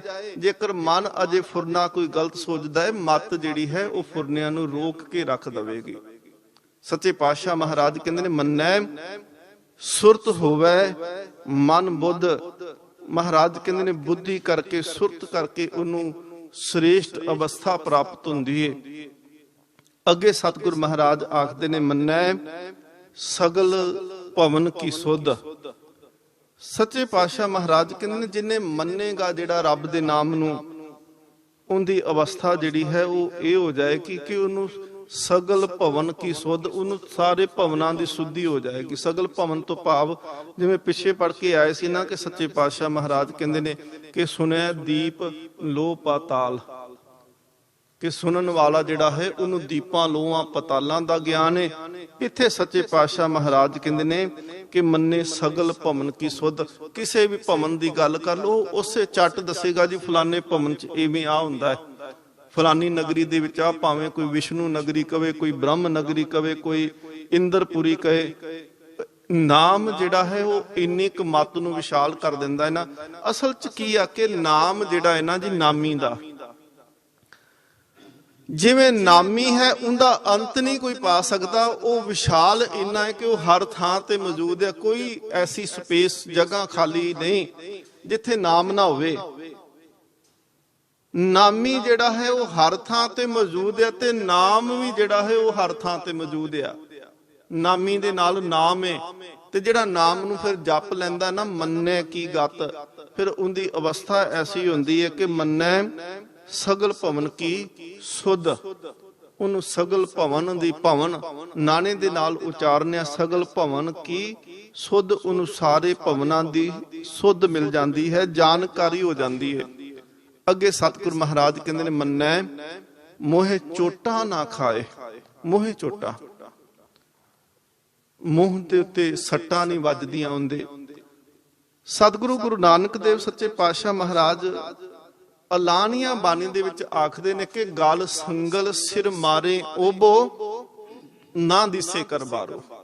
ਕਹਿੰਦੇ ਨੇ ਜਿਸ ਤੋਂ ਜੰਮ ਆਉਂਦੇ ਨੇ ਕੇਸ ਗਏ ਪਟਕੇ, ਜਦੋਂ ਉਹ ਕੇਸਾਂ ਤੋਂ ਫੜ ਕੇ ਪਟਕਦੇ ਨੇ ਤੇ ਇੱਥੋਂ ਤੱਕ ਸੱਚੇ ਪਾਤਸ਼ਾਹ ਮਹਾਰਾਜ ਕਹਿੰਦੇ ਜੰਮ ਆ ਕੇ ਗਲ ਦੇ ਵਿੱਚ ਪਹਿਲੋਂ ਸੰਗਲ ਪਾਉਂਦੇ ਨੇ, ਫਿਰ ਸਿਰ ਦੇ ਉੱਤੇ ਉਹ ਸੱਟਾਂ ਮਾਰਦੇ ਪਏ ਨੇ। ਗਲ ਸੰਗਲ ਸਿਰ ਮਾਰੇ ਓਬੋ ਨਾ ਦਿਸੇ ਕਰਬਾਰੋ। ਜਿਹੜਾ ਬੰਦਾ ਇੱਕ ਦਿਨ ਵੀ ਘਰ ਤੋਂ ਬਗੈਰ ਨਹੀਂ ਸੀ ਰਹਿੰਦਾ, ਜਮਾਂ ਦੀਆਂ ਸੱਟਾਂ ਇੰਨੀਆਂ ਕੁ ਪੈਂਦੀਆਂ ਨੇ ਕਿ ਘਰ ਦਾ ਵੀ ਚੇਤਾ ਨਹੀਂ ਮੁੜ ਕੇ ਰਹਿੰਦਾ ਕਿ ਮੇਰਾ ਕੋਈ ਘਰ ਵੀ ਹੈ। ਸੱਚੇ ਪਾਤਸ਼ਾਹ ਮਹਾਰਾਜ ਕਹਿੰਦੇ ਨੇ ਮੰਨੇ ਮੋਹ ਚੋਟਾਂ ਨਾ ਖਾਏ, ਮੰਨੈ ਜੰਮ ਕੇ ਸਾਥ ਨਾ ਜਾਏ। ਜਦੋਂ ਚੋਟਾਂ ਪੈਣਗੀਆਂ ਤੇ ਜੰਮ ਲੈ ਕੇ ਜਾਣਗੇ, ਦਾ ਮਤਲਬ ਜੰਮ ਆਏ ਉਹਨਾਂ ਚੋਟਾਂ ਮਾਰੀਆਂ ਉਹ ਲੈ ਕੇ ਗਏ। ਪਰ ਮਹਾਰਾਜ ਕਹਿੰਦੇ ਜਿਨਨੇ ਮੰਨ ਲਿਆ ਉਹ ਨਾ ਤੇ ਮੂੰਹ ਤੇ ਚੋਟਾਂ ਖਾਂਦਾ ਪਿਆ ਏ ਤੇ ਨਾ ਉਹਨੂੰ ਜੰਮ ਲੈ ਕੇ ਜਾਂਦੇ ਨੇ। ਜੰਮ ਕੇ ਸਾਥ ਨਾ ਜਾਏ। ਸੱਚੇ ਪਾਤਸ਼ਾਹ ਮਹਾਰਾਜ ਕਹਿੰਦੇ ਜੰਮ ਦੇ ਨਾਲ ਉਹਦਾ ਕੀ ਸੰਬੰਧ ਜਿਹਨੇ ਨਾਮ ਜਪ ਲਿਆ।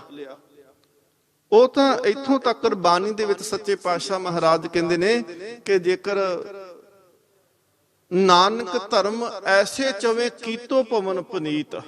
ਕਹਿੰਦੇ ਧਰਮ ਰਾਜ ਜਿਹੜਾ ਹੈ ਨਾ, ਕੋਈ ਨਾਮ ਜਪਣ ਵਾਲਾ ਕਿਤੇ ਧਰਮ ਰਾਜ ਦੇ ਕੋਲ ਚਲੇ ਜਾਏ ਤੇ ਉਹ ਬੜੇ ਆਦਰ ਦੇ ਕੇ ਆਖਦਾ, ਕਹਿੰਦਾ ਕਿੰਨਾ ਚੰਗਾ ਕੀਤਾ ਤੁਸੀਂ, ਮੇਰੀ ਆ ਧਰਮ ਰਾਜ ਦਾ ਜਿਹੜਾ ਇਹ ਸਾਰਾ ਰਾਜ ਹੈ ਨਾ, ਇਹਨੂੰ ਤੁਸੀਂ ਪਵਿੱਤਰ ਕਰ ਦਿੱਤਾ, ਮੇਰੀ ਨਗਰੀ ਪਵਿੱਤਰ ਕਰ ਦਿੱਤੀ ਆ। ਨਾਮ ਜਪਣ ਵਾਲੇ ਦੇ ਇੱਕ ਖਿੰਨ ਮਾਤਰ ਨਾਮ ਜਿਹੜਾ ਹੈ ਉਹ ਨਰਕਾਂ ਦੀਆਂ ਬਲਦੀਆਂ ਅੱਗਾਂ ਜਿਹੜੀਆਂ ਸਾੜਦੀਆਂ ਪਈਆਂ ਨੇ ਉਹਨਾਂ ਨੂੰ ਠੰਡਿਆ ਕਰ ਦਿੰਦਾ ਏ। ਤੇ ਸੱਚੇ ਪਾਤਸ਼ਾਹ ਮਹਾਰਾਜ ਕਹਿੰਦੇ ਨੇ ਕਿ ਜਿਹੜੇ ਨਾਮ ਜਪਣ ਵਾਲੇ ਆ ਨਾ, ਉਹ ਨਾ ਤੇ ਜਮਾਂ ਦੇ ਵਸ ਹੁੰਦੇ ਨੇ, ਨਾ ਉਹਨਾਂ ਨੂੰ ਜੰਮ ਲੈ ਕੇ ਜਾਂਦੇ ਨੇ। ਉਹ ਤੇ ਗੁਰਮੁਖ ਘੱਲੇ ਆਨ ਜਾਵਨ ਸੱਦਿਆ, ਉਹ ਤੇ ਪ੍ਰਮਾਤਮਾ ਹੁਕਮ ਕਰਦਾ ਸੰਸਾਰ ਚ ਆਉਂਦੇ ਅਤੇ ਆਪਣੀ ਮਰਜ਼ੀ ਨਾਲ ਸੰਸਾਰ ਤੋਂ ਚਲੇ ਜਾਂਦੇ ਆ। ਸਨ 1506 ਦੇ ਵਿੱਚ ਕੱਥੂ ਨੰਗਲ ਜ਼ਿਲ੍ਹਾ ਅੰਮ੍ਰਿਤਸਰ ਦੇ ਵਿੱਚ ਬਾਬਾ ਬੁੱਢਾ ਸਾਹਿਬ ਜੀ ਦਾ ਜਨਮ ਹੋਇਆ। 12 ਸਾਲ ਦੀ ਉਮਰ ਚ ਗੁਰੂ ਨਾਨਕ ਦੇਵ ਮਹਾਰਾਜ ਜੀ ਦੇ ਨਾਲ ਮਿਲਾਪ ਹੋਇਆ ਤੇ ਸਤਿਗੁਰੂ ਗੁਰੂ ਨਾਨਕ ਦੇਵ ਮਹਾਰਾਜ ਨੂੰ ਸਮਰਪਣ ਹੋ ਗਏ। 113 ਸਾਲ ਉਹਨਾਂ ਨੇ ਸਿੱਖੀ ਦੀ ਸੇਵਾ ਕੀਤੀ। ਭਾਵੇਂ ਉਹਦੇ ਵਿੱਚ ਉਹ ਵੀ ਸਮਾਂ ਆਇਆ ਕਿ ਪੁੱਤਰੀ ਕੋਲ ਨਾ ਪਾਲਿਓ, ਪੁੱਤਰ ਆਕੀ ਹੋ ਗਏ ਗੁਰੂ ਨਾਨਕ ਦੇਵ ਮਹਾਰਾਜ ਜੀ ਦੇ। ਉਹ ਵੀ ਸਮਾਂ ਬਾਬਾ ਬੁੱਢਾ ਸਾਹਿਬ ਜੀ ਨੇ ਦੇਖਿਆ। ਦੇਖੋ ਪੁੱਤਰ ਆਕੀ ਹੁੰਦੇ ਪਏ ਨੇ, ਪਰ ਜਿਸ ਦਿਨ ਦੇ ਬਾਬਾ ਬੁੱਢਾ ਸਾਹਿਬ ਜੀ ਗੁਰੂ ਨਾਨਕ ਨੂੰ ਮਨ ਵਿੱਚ ਵਸਾ ਚੁੱਕੇ ਨੇ, ਉਸ ਦਿਨ ਤੋਂ ਬਾਅਦ ਉਹ ਆਕੀ ਕਿਤੇ ਨਹੀਂ ਹੋਏ। 113 ਸਾਲ ਉਹਨਾਂ ਨੇ ਸਿੱਖੀ ਦੇ ਵਿੱਚ ਰਹਿ ਕੇ ਸੇਵਾ ਕੀਤੀ ਆ। ਜੇਕਰ ਬਾਬਾ ਦਾਤੂ ਜਿਹੜਾ ਹੈ ਉਹ ਗੁਰੂ ਅਮਰਦਾਸ ਨੂੰ ਲੱਤ ਮਾਰਦਾ ਹੈ, ਗੁਰੂ ਅਮਰਦਾਸ ਸੱਚੇ ਪਾਤਸ਼ਾਹ ਮਹਾਰਾਜ ਬਾਸਰ ਕੇ ਚਲੇ ਜਾਂਦੇ ਆ। ਸੰਗਤ ਵਿਰਲਾਪ ਕਰਦੀ ਹੋਈ, ਤੜਫਦੀ ਹੋਈ ਬਾਬਾ ਬੁੱਢਾ ਸਾਹਿਬ ਜੀ ਕੋਲ ਆ ਕੇ ਆਖਦੀ, ਬਾਬਾ ਜੀ ਗੁਰੂ ਨਾਨਕ ਦੇਵ ਮਹਾਰਾਜ ਆਖਦੇ ਸੀ, ਬੁੱਢਿਆ ਤੇਥੋਂ ਓਲੇ ਕਦੇ ਨਾ ਹੋਸਾਂ। ਗੁਰੂ ਨਾਨਕ ਦੇਵ ਮਹਾਰਾਜ ਜੀ ਦੀ ਜੋਤ ਗੁਰੂ ਅਮਰਦਾਸ ਮਹਾਰਾਜ ਕਿਤੇ ਦਿਸਦੇ ਨਹੀਂ, ਕਿੱਥੇ ਨੇ? ਸੰਗਤ ਤੜਫਦੀ ਹੈ ਕਿ ਦਰਸ਼ਨ ਹੋ ਜਾਣ। ਬਾਬਾ ਬੁੱਢਾ ਸਾਹਿਬ ਜੀ ਫਿਰ ਘੋੜੀ, ਜਿਹੜੀ ਘੋੜੀ ਛੱਡ ਕੇ ਆਈ ਸੀ ਨਾ ਗੁਰੂ ਅਮਰਦਾਸ ਮਹਾਰਾਜ ਨੂੰ, ਵਾਪਸ ਗੋਇੰਦਵਾਲ ਆ ਗਈ ਸੀ। ਉਹ ਘੋੜੀ ਨੂੰ ਸ਼ਿੰਗਾਰਿਆ, ਪਿੱਛੇ ਪਿੱਛੇ ਤੁਰੇ, ਸ਼ਬਦ ਪੜਦੇ ਗਏ। ਉਹ ਘੋੜੀ ਬਾਸਰ ਕੇ ਚਲੇ ਗਈ ਜਿੱਥੇ ਅੱਜ ਗੁਰਦੁਆਰਾ ਜੀ ਸੰਨ ਸਾਹਿਬ। ਉਹ ਘੋੜੀ ਬਾਹਰ ਹੋ ਕੇ ਖੜੀ ਹੋਈ। ਬਾਬਾ ਬੁੱਢਾ ਸਾਹਿਬ ਜੀ ਨੇ ਦੇਖਿਆ, ਬੂਹੇ ਤੇ ਲਿਖਿਆ ਹੋਇਆ ਸੀ ਕਿ ਜਿਹੜਾ ਦਰਵਾਜ਼ਾ ਖੁੱਲੇਗਾ ਉਹ ਸਾਡਾ ਸਿੱਖ ਨਹੀਂ ਆ। ਹੁਕਮ ਸਿੱਖ ਨਾ ਮੰਨੇਗਾ ਤੇ ਹੋਰ ਕੌਣ ਮੰਨੇਗਾ? ਬਾਬਾ ਬੁੱਢਾ ਸਾਹਿਬ ਜੀ ਸੰਗਤ ਨੂੰ ਕਹਿੰਦੇ, ਤੁਸੀਂ ਦਰਵਾਜ਼ੇ ਅੱਗੇ ਬੈਠ ਕੇ ਤੁਸੀਂ ਕੀਰਤਨ ਕਰਿਓ, ਬਾਣੀ ਪੜੀ ਜਾਇਓ, ਮੈਂ ਗੁਰੂ ਅਮਰਦਾਸ ਮਹਾਰਾਜ ਜੀ ਦੇ ਦਰਸ਼ਨ ਕਰਕੇ ਉਹਨਾਂ ਨੂੰ ਬੇਨਤੀ ਕਰਕੇ ਆਉਣਾ। ਉਹ ਗਏ, ਉਹ ਕਮਰੇ ਦੇ ਬਿਲਕੁਲ ਪਿੱਛੇ ਗਏ ਜਿੱਥੇ ਧੰਨ ਗੁਰੂ ਅਮਰਦਾਸ ਮਹਾਰਾਜ ਸੀ। ਪਿੱਛੋਂ ਉਹਦੀ ਦੀਵਾਰ ਤੋੜੀ, ਸੰਨ ਲਾਈ ਉਹਦੇ ਵਿੱਚੋਂ ਨਿਕਲੇ, ਅੰਦਰ ਗਏ ਤੇ ਧੰਨ ਗੁਰੂ ਅਮਰਦਾਸ ਮਹਾਰਾਜ ਜੀ ਦੇ ਚਰਨਾਂ ਤੇ ਨਮਸਕਾਰ ਕੀਤੇ। ਗੁਰੂ ਅਮਰਦਾਸ ਮਹਾਰਾਜ ਸੱਚੇ ਪਾਤਸ਼ਾਹ ਆਖਦੇ ਨੇ, ਕਹਿੰਦੇ ਬਾਬਾ ਜੀ ਤੁਸੀਂ ਹੁਕਮ ਨਹੀਂ ਮੰਨਦੇ, ਅਸੀਂ ਤਾਂ ਲਿਖ ਕੇ ਲਾ ਦਿੱਤਾ ਸੀ ਕਿ ਕੋਈ ਅੰਦਰ ਬੂਆ ਖੋਲ ਕੇ ਨਾ ਆਏ। ਕਹਿਣ ਲੱਗਾ, ਸੱਚੇ ਪਾਤਸ਼ਾਹ ਮਹਾਰਾਜ ਕਿਹੜਾ ਸਿੱਖ ਜਿਹੜਾ ਤੁਹਾਡਾ ਹੁਕਮ ਨਾ ਮੰਨੇ? ਸੱਚੇ ਪਾਤਸ਼ਾਹ ਮਹਾਰਾਜ, ਮੈਂ ਦਰਵਾਜ਼ਾ ਖੋਲ ਕੇ ਨਹੀਂ ਆਇਆ, ਮੈਂ ਤੇ ਸੰਨ ਲਾ ਕੇ ਪਿੱਛੋਂ ਆਇਆ। ਗੁਰੂ ਅਮਰਦਾਸ ਮਹਾਰਾਜ ਮੁਸਕਰਾਏ, ਕਹਿੰਦੇ ਬਸ ਇਹੀ ਆ। ਇੱਕ ਤਾਂ ਜਦੋਂ ਗੁਰੂ ਨੂੰ ਪ੍ਰਗਟ ਕਰਨਾ, ਸਤਿਗੁਰ ਦੇ ਬੂਹੇ ਅੱਗੇ ਬੈਠ ਕੇ ਬਾਣੀ ਪੜ੍ਹਨੀ ਸ਼ੁਰੂ ਕਰ ਦੋ। ਦੂਸਰਾ, ਆਪਣੇ ਮਨ ਨੂੰ ਸੰਨ ਲਾਉਣੀ ਸ਼ੁਰੂ ਕਰੋ। ਮਨ ਨੂੰ ਸੰਨ ਲਾਓਗੇ ਤੇ ਸਤਿਗੁਰ ਦੇ ਦੀਦਾਰ ਹੋ ਜਾਣਗੇ।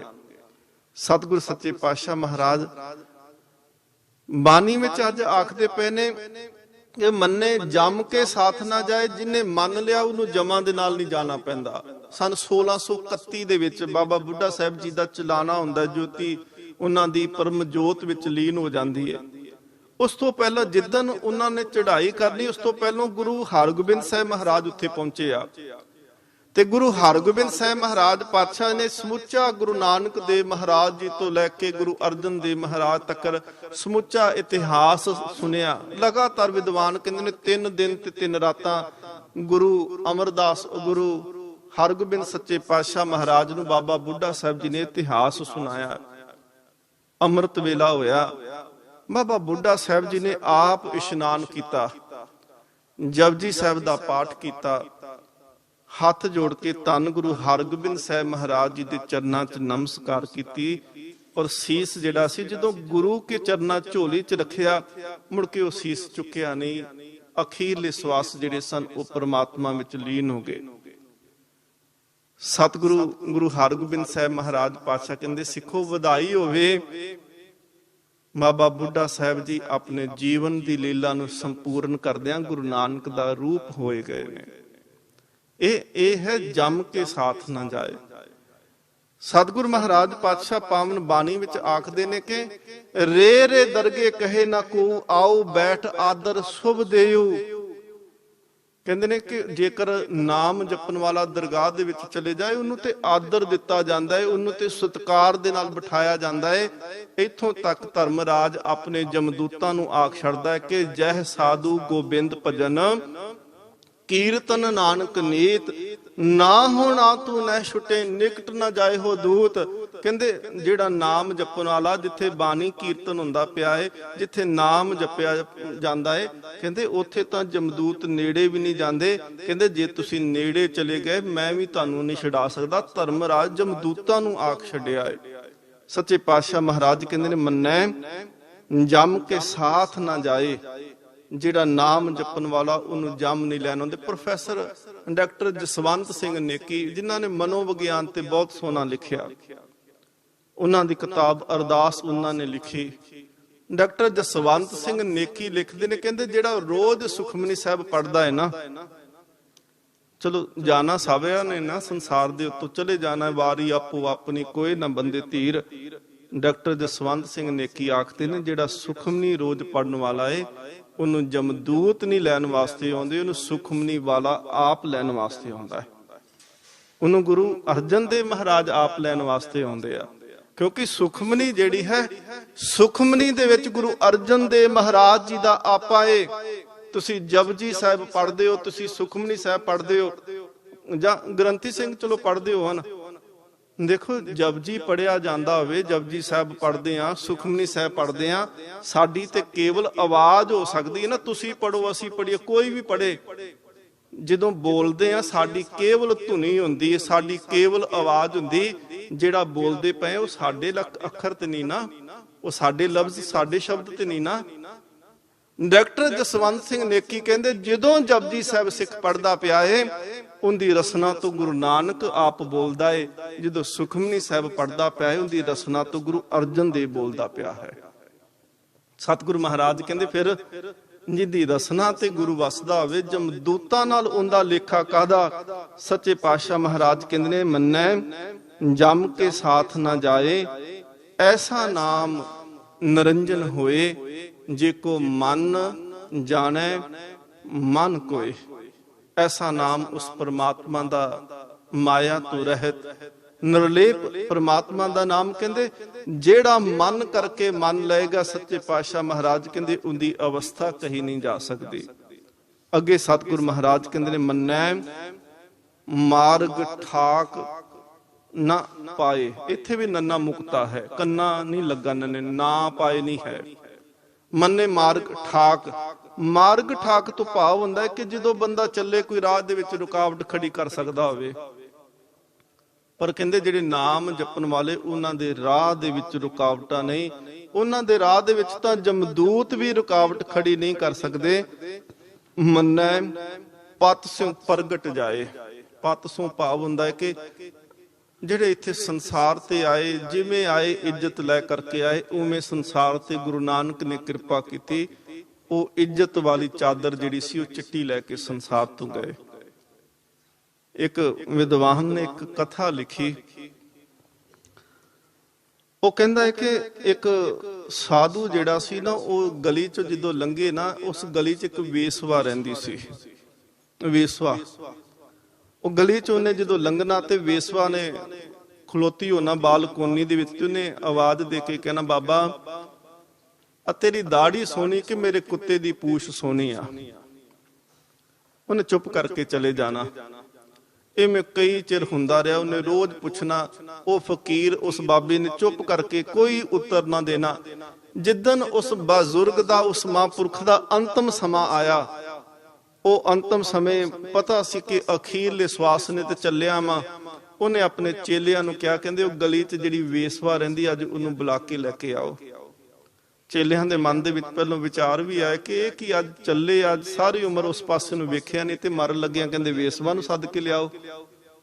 ਜਦੋਂ ਵੇਸਵਾ ਨੂੰ ਸੱਦ ਕੇ ਲੈ ਕੇ ਆਂਦਾ ਤੇ ਵੇਸਵਾ ਨੂੰ ਆ ਕੇ ਕਹਿੰਦੀ, ਜਦੋਂ ਉਹਨੇ ਆਈ ਵੇਸਵਾ, ਕਹਿੰਦੇ ਤੂੰ ਰੋਜ਼ ਪੁੱਛਦੀ ਸਾ ਨਾ ਕਿ ਬਾਬਾ ਤੇਰੀ ਦਾੜੀ ਸੋਹਣੀ ਕਿ ਮੇਰੇ ਕੁੱਤੇ ਦੀ ਪੂਛ ਸੋਹਣੀ ਆ। ਕਹਿੰਦੇ ਮੇਰੀ ਦਾੜੀ ਸੋਹਣੀ ਆ। ਉਹ ਮਹਾਂਪੁਰਖ ਨੇ ਕਿਹਾ, ਕਹਿੰਦੇ ਮੇਰੀ ਦਾੜੀ ਸੋਹਣੀ। ਉਹ ਕਹਿੰਦੀ ਮੈਂ ਤੇ ਰੋਜ਼ ਪੁੱਛਦੀ ਸੀ, ਉਦੋਂ ਕਿਉਂ ਨਹੀਂ ਕਿਹਾ? ਕਹਿੰਦੇ ਅਜੇ ਸੁਣਾਓ ਸਮੁੰਦ ਮੈਂ ਕਿਆ ਜਾਣੋ ਕਿਆ ਹੋਏ। ਅਜੇ ਤਾਂ ਸੰਸਾਰ ਦੇ ਸਮੁੰਦਰ ਵਿੱਚ ਤੁਰੇ ਫਿਰਦੇ, ਪਤਾ ਨਹੀਂ ਬੇੜੀ ਡੁੱਬਣੀ ਆ ਕੇ ਇਹ ਤਰ ਜਾਣੀ ਆ। ਪਰ ਹੁਣ ਮੇਰੇ ਅਖੀਰਲੇ ਸਵਾਸ, ਹੁਣ ਮੈਂ ਆ ਚਿੱਟੀ ਚਾਦਰ ਲੈ ਕੇ ਚੱਲਿਆ, ਉਹਨੇ ਲਿਬੜ ਨਹੀਂ ਸਕਦੀ। ਸੇ ਦਾੜੀਆਂ ਸੱਚੀਆਂ ਜੇ ਗੁਰ ਚਰਨੀ ਲਗਨ। ਤੇ ਜਿਹੜੀਆਂ ਦਾੜੀਆਂ ਸੱਚੀਆਂ ਨਹੀਂ, ਮਹਾਰਾਜ ਕਹਿੰਦੇ ਗਰੀਬਾਂ ਉੱਪਰ ਜੇ ਖਿੰਜੇ ਦਾੜੀ, ਪਾਰ ਬ੍ਰਹਮਸਾ ਅਗਨ ਮੇ ਸਾੜੀ। ਮਹਾਰਾਜ ਕਹਿੰਦੇ ਨੇ ਜਿਹੜਾ ਕਿਸੇ ਨਿਮਾਨੇ ਨਿਤਾ, ਜਦੋਂ ਦਾੜੀ ਖਿੰਜੇ, ਦਾੜੀ ਤੋਂ ਭਾਵ ਕਿ ਦਾੜੀ ਹਿੱਲੇ। ਜਦੋਂ ਕੋਈ ਗੁੱਸੇ ਨਾਲ ਬੋਲਦਾ ਨਾ, ਜਦੋਂ ਮੂੰਹ ਗੁੱਸੇ ਨਾਲ ਆਏਗਾ ਤੇ ਦਾੜੀ ਵੀ ਹਿਲਦੀ ਪਈ ਹੈ ਨਾ। ਮਹਾਰਾਜ ਸੱਚੇ ਪਾਤਸ਼ਾਹ ਕਹਿੰਦੇ ਗਰੀਬਾਂ ਉੱਪਰ ਜੇ ਖਿੰਜੇ ਦਾੜੀ, ਪਾਰ ਬ੍ਰਹਮਸਾ ਅਗਨ ਮੇ ਸਾੜੀ। ਕਹਿੰਦੇ ਇਹਨੂੰ ਅੱਗ ਦੇ ਵਿੱਚ ਰੱਬ ਨੇ ਸਾੜ ਦੇਣਾ ਹੈ। ਤੇ ਜਿਹੜੇ ਗੁਰਮੁਖਾਂ ਦੀਆਂ ਦਾੜੀਆਂ ਨੇ, ਮਹਾਰਾਜ ਕਹਿੰਦੇ ਸੇ ਦਾੜੀਆਂ ਸੱਚੀਆਂ ਜੇ ਗੁਰ ਚਰਨੀ ਲਗਨ। ਇੱਥੇ ਮਹਾਰਾਜ ਪਾਤਸ਼ਾਹ ਕਹਿੰਦੇ ਨੇ ਪਤ ਸਿਉ ਪ੍ਰਗਟ ਜਾਏ, ਮੰਨੇ ਮੱਗ ਨਾ ਚੱਲੇ ਪੰਥ। ਇੱਥੇ ਮੱਗ ਨਾ ਚੱਲੇ ਪੰਥ ਰਸਤਾ। ਕਹਿੰਦੇ ਨੇ ਅਸਲ ਦੇ ਵਿੱਚ ਜਿੰਨੇ ਇੱਕ ਥਾਂ ਤੇ ਜਿਹੜਾ ਟਿਕ ਗਿਆ ਹੈ ਨਾ, ਇੱਕ ਦਾ ਬਣ ਗਿਆ ਹੈ। ਜਿੰਦੇ ਮਨ ਦੇ ਵਿੱਚ ਸਤਿਗੁਰੂ ਮਹਾਰਾਜ ਗੁਰੂ ਨਾਨਕ ਦੇਵ ਜੀ ਆਖਦੇ ਨੇ ਕਿ ਦੁਬਿਧਾ ਨਾ ਪੜੋ ਹਰ ਬਿਨ ਹੋਰ, ਨਾ ਪੂਜੋ ਮੜੇ ਮਸਾਨ ਨਾ ਜਾਈ, ਤ੍ਰਿਸ਼ਨਾ ਰਾਚ ਨਾ ਪਰ ਕਰ ਜਾਵਾਂ, ਤ੍ਰਿਸ਼ਨਾ ਨਾਮ ਬੁਝਾਈ। ਕਹਿੰਦੇ ਨਾਮ ਜਪਣ ਵਾਲਾ ਫਿਰ ਇੱਧਰ ਉੱਧਰ ਦੇ ਨਹੀਂ ਵੇਂਦਾ ਰਸਤੇ ਕਿ ਮੈਂ ਅੱਜ ਇਸ ਪਾਸੇ ਚਲ ਜਾ, ਅੱਜ ਫਲਾਣੇ ਦੇ ਡੇਰੇ ਤੇ ਚਲ ਜਾ, ਅੱਜ ਫਲਾਣੇ ਕੋਲ ਚਲ ਜਾ। ਕਹਿੰਦੇ ਉਹ ਮੰਨੇ ਮੱਗ ਨਾ ਚੱਲੇ ਪੰਥ। ਉਹ ਇੱਕੋ ਰਸਤੇ ਤੇ ਤੁਰਦਾ, ਉਹ ਅਨੇਕਾਂ ਰਸਤਿਆਂ ਤੇ ਨਹੀਂ ਤੁਰਦਾ। ਮੰਨੇ ਧਰਮ ਸੇਤੀ ਸੰਬੰਧ। ਕਹਿੰਦੇ ਉਹਦਾ ਸੰਬੰਧ ਜਿਹੜਾ ਹੈ ਅਸਲ ਧਰਮ ਦੇ ਨਾਲ। ਹੁਣ ਗੁਰੂ ਨਾਨਕ ਦੇਵ ਮਹਾਰਾਜ ਸੱਚੇ ਪਾਤਸ਼ਾਹ ਸੁਮੇਰ ਤੇ ਗਏ, ਉਹਨਾਂ ਨੇ ਭਾਵੇਂ ਵੇਖਿਆ ਕਿ ਬੜਾ ਸਿਆਣਾ, ਇਹਦੇ ਵਰਗਾ ਸਿਆਣਾ ਕੋਈ ਨਹੀਂ, ਇਹਦੀਆਂ ਗੱਲਾਂ ਦਾ ਜਵਾਬ ਸਾਡੇ ਕੋਲ ਕੋਈ ਨਹੀਂ, ਉਹ ਫਿਰ ਵੀ ਯਤਨ ਕਰਦੇ ਆ ਕਿ ਨਾਨਕ ਨੂੰ ਆਪਣੇ ਪੰਥ ਵਿੱਚ ਰਲਾ ਲਈਏ। ਪਰ ਕੀਤੋਸ ਆਪਣਾ ਪੰਥ ਨਿਰਾਲਾ। ਗੁਰੂ ਨਾਨਕ ਦੇਵ ਮਹਾਰਾਜ ਸੱਚੇ ਪਾਤਸ਼ਾਹ ਨੂੰ ਪੰਡਤ ਆਉਂਦਾ ਤੇ ਉਹ ਕਹਿੰਦਾ ਜਨੇਊ ਪਾਓ, ਆਪਣੇ ਪੰਥ ਵਿੱਚ ਰਲਾ ਲਈਏ। ਪਰ ਸਤਿਗੁਰ ਸੱਚੇ ਪਾਤਸ਼ਾਹ ਕਹਿੰਦੇ ਨੇ ਚੌਂਕੜ ਮੁੱਲ ਅਨਾਇਆ ਬਹਿ ਚੌਂਕੇ ਪਾਇਆ, ਸਿੱਖਾਂ ਕੰਨ ਚੜਾਈਆ ਗੁਰ ਬ੍ਰਾਹਮਣ ਥੀਆ, ਉਹ ਮੂਆ ਉਹ ਝੜ ਪਿਆ ਗੁਰ ਬ੍ਰਾਹਮਣ ਥੀਆ। ਸੱਚੇ ਪਾਤਸ਼ਾਹ ਮਹਾਰਾਜ ਕਹਿੰਦੇ ਨੇ ਮੰਨੇ ਧੰਨ ਗੁਰੂ ਨਾਨਕ ਦੇਵ ਮਹਾਰਾਜ ਪਾਤਸ਼ਾਹ ਕਹਿੰਦੇ ਨੇ ਪਤ ਸਿਉ ਪ੍ਰਗਟ ਜਾਏ, ਮੰਨੇ ਧਰਮ ਸੇਤੀ ਸੰਬੰਧ। ਕਹਿੰਦੇ ਉਹਦਾ ਸੰਬੰਧ, ਉਹਦਾ ਰਿਸ਼ਤਾ ਅਸਲ ਸੱਚ ਧਰਮ ਦੇ ਨਾਲ ਜੁੜਦਾ ਹੈ। ਐਸਾ ਨਾਮ ਨਿਰੰਜਨ ਹੋਏ ਜੇ ਕੋ ਮਨ ਜਾਣੇ ਮਨ ਕੋਏ। ਅੱਗੇ ਸਤਿਗੁਰ ਮਹਾਰਾਜ ਆਖਦੇ ਨੇ ਮੰਨੈ ਪਾਵੇ ਮੋਖ ਦੁਆਰ। ਜਿਹਨੂੰ ਅਸੀਂ ਆਨੇ ਨਾ ਗੁਰ ਤਾਰ ਤਾਰ ਨਹਾਰਿਆ, नारायण नरपत नमस्कारे, ऐसे गुरु को बल बल जाइए, आप मुक्त मोहि तारे। ऐसे गुरु तो सदके जाना जिन्हें आप तरिया है ते जिहड़ा सानू तारदा पिया है। नारायण नरपत नमस्कारे। सच्चे पातशाह महाराज पावन बाणी विच आखदे ने कि ਇਹ ਜਿਹੜਾ ਪਰਿਵਾਰ ਸੀ ਮੈਂ ਤੇਰੇ ਭਰੋਸੇ ਉਹਨ ਬੇੜੇ ਵਿੱਚ ਚਾੜ ਦਿੱਤਾ ਹੈ, ਹੁਣ ਤੇ ਮੈਨੂੰ ਤੇਰਾ ਭਰੋਸਾ ਆਸਰਾ ਹੈ। ਮੰਨੇ ਪਾਵੇਂ ਮੋਖ ਦਵਾਰ, ਕਹਿੰਦੇ ਉਹ ਆਪ ਮੁਕਤ ਹੈ। ਮੋਖ ਦਵਾਰ ਤੋਂ ਭਾਵ ਹੈ ਕਿ ਸ਼ਲੋਕ ਸਮੀਪ ਸੁਚੱਜ, ਇਹ ਚਾਰ ਤਰ੍ਹਾਂ ਦੀਆਂ ਜਿਹੜੀਆਂ ਮੁਕਤੀਆਂ ਨੇ ਇਹਨੂੰ ਦਵਾਰ ਕਰਕੇ ਕਿਹਾ ਜਾਂਦਾ। ਕਹਿੰਦੇ ਉਹ ਚਾਰੇ ਮੁਕਤੀਆਂ ਉਹਨੂੰ ਪ੍ਰਾਪਤ ਹੋ ਜਾਂਦੀਆਂ ਨੇ। ਮੰਨੇ ਪਾਵੇ ਮੋਖ ਦਵਾਰ। ਅੱਗੇ ਸਤਿਗੁਰ ਸੱਚੇ ਪਾਤਸ਼ਾਹ ਮਹਾਰਾਜ ਆਖਦੇ ਨੇ ਮੰਨੇ ਪਰਵਾਰੇ ਸਾਧਾਰ। ਪਰਵਾਰੇ ਸਾਧਾਰ, ਉਹ ਆਪਣੇ ਪਰਿਵਾਰ ਦਾ ਜਿਹੜਾ ਹੈ ਉਹਦਾ ਵੀ ਆਧਾਰ ਬਣਾ ਦਿੰਦਾ ਹੈ। ਜਿਹੜਾ ਨਾਮ ਜਪਿਆ ਨਾ ਮਹਾਰਾਜ ਕਹਿੰਦੇ ਨੇ ਉਹਦਾ ਪਰਿਵਾਰ ਦਾ ਵੀ ਉਹ ਆਸਰਾ ਬਣ ਗਿਆ। ਹੁਣ ਇੱਕ ਪਰਿਵਾਰ ਤਾਂ ਆ ਹੁੰਦਾ ਨਾ ਜਿੰਦੇ ਵਿੱਚ ਅਸੀਂ ਰਹਿੰਦੇ ਪਏ ਆ। ਇੱਕ ਪਰਿਵਾਰ ਜਿਹੜਾ ਹੈ ਉਹ ਸਾਡੇ ਆ ਸਰੀਰ ਹੈ, ਆ ਸਾਡੀਆਂ ਅੱਖਾਂ, ਸਾਡੇ ਕੰਨ, ਨੱਕ, ਗਿਆਨ ਇੰਦਰੀ, ਕਰਮ ਇੰਦਰੀ, ਇਹ ਵੀ ਸਾਡਾ ਪਰਿਵਾਰ ਹੈ। ਤੇ ਇੱਕ ਪਰਿਵਾਰ ਜਿਹੜਾ ਉਹ ਸਾਡੇ ਅੰਦਰ ਹੈ ਜਿਹਨੂੰ ਸ਼ੁਭ ਗੁਣ ਆਖਦੇ ਨੇ, ਸਤ, ਸੰਤੋਖ, ਦਇਆ, ਧਰਮ, ਧੀਰਜ। ਸੱਚੇ ਪਾਤਸ਼ਾਹ ਮਹਾਰਾਜ ਕਹਿੰਦੇ ਸਤ, ਸੰਤੋਖ, ਦਇਆ, ਧਰਮ, ਧੀਰਜ। ਆ ਗਿਆਨ ਇੰਦਰੇ ਪੰਜ ਤੇ ਪੰਜ ਕਰਮ ਇੰਦਰੇ, ਤੇ ਆ ਜਿਹੜਾ ਬਾਹਰੀ ਪਰਿਵਾਰ ਦਿਖਦਾ ਹੈ, ਕਹਿੰਦੇ ਜਿਹੜਾ ਨਾਮ ਜਪਦਾ ਹੈ ਨਾ ਉਹ ਆਪਣੇ ਪਰਿਵਾਰ ਦਾ ਵੀ ਆਸਰਾ ਬਣਾ ਦਿੰਦਾ ਹੈ। ਸਭ ਪਰਿਵਾਰ ਚੜਾਇਆ ਬੇੜੇ। ਉਹ ਕਹਿੰਦੇ ਨੇ ਆਪਣੇ ਪਰਿਵਾਰ ਨੂੰ ਵੀ ਉਹ ਧਰਮ ਦੇ ਆਸਰੇ ਤੇ ਤੋਰ ਦਿੰਦਾ ਏ। ਤੇ ਧੰਨ ਗੁਰੂ ਨਾਨਕ ਦੇਵ ਮਹਾਰਾਜ ਪਾਤਸ਼ਾਹ ਕਹਿੰਦੇ ਨੇ ਮੰਨੈ ਤਰੈ ਤਾਰੇ ਗੁਰ ਸਿੱਖ। ਹੁਣ ਇੱਥੇ ਮੰਨੇ ਤਰੈ ਤਾਰੇ ਗੁਰ ਸਿੱਖ ਇਕੱਠਾ ਨਹੀਂ ਕਰਨਾ, ਗੁਰ ਤੇ ਸਿੱਖ ਵੱਖੋ ਵੱਖਰਾ ਪਾਠ ਕਰਨਾ ਹੈ। ਮੰਨੈ ਤਰੈ ਦਲਾਵਾਂ ਦੇ ਨਾਲ, ਤਾਰੇ ਲਾਮ ਦੇ ਨਾਲ। ਹੁਣ ਜਿਹੜਾ ਤਰੇ ਹੈ ਇਹ ਗੁਰੂ ਦੇ ਨਾਲ ਅੱਖਰ ਜੁੜਦਾ ਹੈ। ਮੰਨੇ ਤਰੇ, ਤਰੇ ਗੁਰ, ਗੁਰ ਤਰੇ, ਜਿਹਦਾ ਉਚਾਰਨ ਗੁਰ ਤਰੇ। ਵੈਸੇ ਲਿਖਤੀ ਤੌਰ ਤੇ ਨਹੀਂ ਇਹਨੂੰ ਬਦਲ ਸਕਦੇ ਅਸੀਂ, ਪਰ ਜਦੋਂ ਅਰਥ ਕਰਦੇ ਆ ਇਹਨੂੰ ਅਰਥ ਕੀਤਿਆਂ ਜਿਹੜਾ ਇਹ ਅੱਗੇ ਪਿੱਛੇ ਅਰਥ ਜੋੜੇ ਜਾਂਦੇ ਇਹਦੇ ਵਿੱਚ ਵਿਆਕਰਨ ਦੇ ਮੁਤਾਬਕ। ਕਹਿੰਦੇ ਨੇ ਤਰੇ ਗੁਰ, ਗੁਰ ਆਪ ਤਰਿਆ ਹੈ। ਤਾਰੇ ਗੁਰ ਸਿੱਖ, ਤਾਰੇ ਸਿੱਖ ਤੋਂ ਭਾਵ ਹੈ ਕਿ ਗੁਰੂ ਆਪ ਤਰਿਆ ਹੈ ਤੇ ਉਹ ਸਿੱਖਾਂ ਨੂੰ ਵੀ ਤਾਰ ਦਿੰਦਾ ਹੈ। ਨਰਪਤ ਨਾਰਾਇਣ ਨਰਪਤ ਨਮਸਕਾਰੇ, ਐਸੇ ਗੁਰ ਕੋ ਬਲ ਬਲ ਜਾਈਏ, ਆਪ ਮੁਕਤ ਮੋਹਿ ਤਾਰੇ। ਔਰ ਸੱਚੇ ਪਾਤਸ਼ਾਹ ਮਹਾਰਾਜ ਇਸੇ ਨੂੰ ਹੀ ਆਖਦੇ ਨੇ ਅਖੀਰ ਤੇ, ਕਹਿਣ ਲੱਗੇ ਕਿ ਜਿਹੜੇ ਨਾਮ ਜਪਦੇ ਆ, ਜਿਨੀ ਨਾਮ ਧਿਆਇਆ ਗਏ ਮਸ਼ੱਕਤ ਕਾਲ, ਨਾਨਕ ਤੇ ਮੁਖੀ ਉਜਲੇ ਕੀਤੀ ਛੁੱਟੀ ਨਾਲ। ਨਾਨਕ ਤੇ ਮੁਖੀ ਉਜਲੇ ਕੀਤੀ ਛੁੱਟੀ। ਗੁਰੂ ਅੰਗਦ ਦੇਵ ਮਹਾਰਾਜ ਜੀ ਦਾ ਇਹੀ ਸ਼ਲੋਕ ਹੈ ਜੀ ਅੱਗੇ ਜਾ ਕੇ ਮਾਂਝ ਰਾਗ ਦੀ ਵਾਰ ਦੇ ਅੰਦਰ। ਸੱਚੇ ਪਾਤਸ਼ਾਹ ਮਹਾਰਾਜ ਕਹਿੰਦੇ ਨਾਨਕ ਤੇ ਮੁਖੀ ਉਜਲੇ ਹੋਰ ਕੀਤੀ ਛੁੱਟੀ ਨਾਲ। ਉੱਥੇ ਹੋਰ ਸ਼ਬਦ ਵਰਤਿਆ। ਇੱਥੇ ਸਤਿਗੁਰੂ ਸੱਚੇ ਪਾਤਸ਼ਾਹ ਮਹਾਰਾਜ ਆਖਦੇ ਆ ਜਿਹੜਾ ਗੁਰੂ ਹੈ ਉਹ ਆਪ ਤੇ ਤਰ ਚੁੱਕਿਆ ਹੈ, ਪਰ ਜਿਹੜੇ ਉਹਦੇ ਸਿੱਖ ਬਣੇ ਜਿਨ੍ਹਾਂ ਨੇ ਨਾਮ ਨੂੰ ਮੰਨਿਆ, ਮਹਾਰਾਜ ਕਹਿੰਦੇ ਨੇ ਤਾਰੇ ਸਿੱਖ, ਉਹ ਸਿੱਖ ਵੀ ਤਰ ਗਏ ਹਨ। ਅੱਗੇ ਸਤਿਗੁਰੂ ਮਹਾਰਾਜ ਕਹਿੰਦੇ ਨੇ ਮੰਨੈ ਨਾਨਕ ਭਵੇ ਨਾ ਭਿਖ। ਕਹਿੰਦੇ ਨੇ ਕਿ ਉਹ ਫਿਰ ਜਿਹੜੇ ਤਰ ਜਾਂਦੇ ਆ ਉਹ ਫਿਰ ਵਿਕਾਰਾਂ 'ਚ ਨਹੀਂ ਫਸਦੇ, ਉਹ ਭਿਖਾਰੀ ਨਹੀਂ ਬਣਦੇ, ਉਹ ਦਰ ਦਰ ਤੇ ਠੋਕਰਾਂ ਨਹੀਂ ਖਾਂਦੇ, ਉਹਨਾਂ ਨੂੰ ਖੱਬੇ ਸੱਜੇ ਵਾਲੇ ਰਾਹ ਨਹੀਂ ਲੱਭਣੇ ਪੈਂਦੇ। ਸੱਚੇ ਪਾਤਸ਼ਾਹ ਮਹਾਰਾਜ ਕਹਿੰਦੇ ਨੇ ਐਸਾ ਨਾਮ ਨਿਰੰਜਨ ਹੋਏ। ਨਿਰੰਜਨ ਅੰਜਨ ਤੋਂ ਰਹਿਤ, ਮਾਇਆ ਤੋਂ ਰਹਿਤ, ਕਾਲਖ ਤੋਂ ਰਹਿਤ, ਜਿਹਨੂੰ ਕਿਸੇ ਤਰ੍ਹਾਂ ਦਾ ਲੇਪ ਛੇਪ ਨਹੀਂ ਹੈ। ਸੱਚੇ ਪਾਤਸ਼ਾਹ ਮਹਾਰਾਜ ਕਹਿੰਦੇ ਰੱਬ ਦਾ ਨਾਮ ਜਿਹੜਾ ਹੈ ਉਹ ਐਸਾ ਹੈ ਜੇ ਕੋ ਮਨ ਜਾਣੈ ਮਨ ਕੋਏ। ਜੇਕਰ ਕੋਈ ਮਨ ਕਰਕੇ ਮੰਨ ਲਵੇ, ਮਨ ਕਰਕੇ ਮੰਨ ਲਵੇ, ਐਸਾ ਨਾਮ ਜਿਹੜਾ ਹੈ ਉਹ ਸਤਿਗੁਰੂ ਮਹਾਰਾਜ ਪਾਤਸ਼ਾਹ ਕਹਿੰਦੇ ਜੀਵਨ ਬਦਲ ਕੇ ਰੱਖਦਾ ਹੈ। ਫਿਰ ਜਿਨ੍ਹਾਂ ਨੇ ਫਿਰ ਉਸ ਅਵਸਥਾ ਨੂੰ ਪ੍ਰਾਪਤ ਕੀਤਾ, ਮਨ ਕਰਕੇ ਨਾਮ ਨੂੰ ਮੰਨਿਆ, ਮਨ ਕਰਕੇ ਉਹ ਪਰਮਾਤਮਾ ਦੇ ਦੱਸੇ ਮਾਰਗ ਤੇ ਚੱਲੇ। ਸੱਚੇ ਪਾਤਸ਼ਾਹ ਮਹਾਰਾਜ ਜੀ ਆਖਦੇ ਨੇ ਕਿ ਉਹਨਾਂ ਦੀ ਅਵਸਥਾ ਬੜੀ ਉੱਚੀ ਹੈ। ਉਹ ਅਵਸਥਾ ਮਹਾਰਾਜ ਨੇ ਪਹਿਲੀ ਪੌੜੀ ਵਿੱਚ ਮੰਨੇ ਕੀ ਗਤ कही न जाए जे को कहे पिछे पछताए कागद कलम न लिखन हार मन्ने का बह करन विचार। ਇਹ ਅਖੀਰਲੀਆਂ ਜਿਹੜੀਆਂ 3 ਪੌੜੀਆਂ ਨੇ ਸਮਝੋ ਜਿਵੇਂ ਸ਼ੁਰੂਆਤ ਹੈ, ਤੇ ਜਿਹੜੀ ਪਹਿਲੀ ਪੌੜੀ ਹੈ ਮੰਨੇ ਕੀ, ਇਹ ਸਿਖਰ ਹੈ। ਜਦੋਂ ਨਾਮ ਜਪਣ ਵਾਲਾ ਤੁਰਦਾ ਹੈ ਉਹਨੂੰ ਸਤਿਗੁਰੂ ਮਹਾਰਾਜ ਉਪਦੇਸ਼ ਦੇ ਕੇ ਆਖਦੇ ਆ ਕਿ ਆ ਕਰਮ ਕਰੇਗਾ ਤੇਰਾ ਜੀਵਨ ਇਵੇਂ ਦਾ ਹੋ ਜਾਏਗਾ। ਤੂੰ ਮੰਨੇ ਦੀ ਅਵਸਥਾ ਦੀ ਤੇਰੀ ਉਹ ਗਤ ਹੋਵੇਗੀ ਕਿ ਜਿਹਨੂੰ ਮੰਨੇ ਕੀ ਗਤ ਆਖਿਆ ਹੈ। ਗੁਰੂ ਨਾਨਕ ਦੇਵ ਸੱਚੇ ਪਾਤਸ਼ਾਹ ਮਹਾਰਾਜ ਕਿਰਪਾ ਕਰਨ ਇੱਥੋਂ ਤੱਕ 15 ਪੌੜੀਆਂ ਜਿਹੜੀਆਂ ਨੇ ਉਹ ਸੰਪੂਰਨ ਨੇ।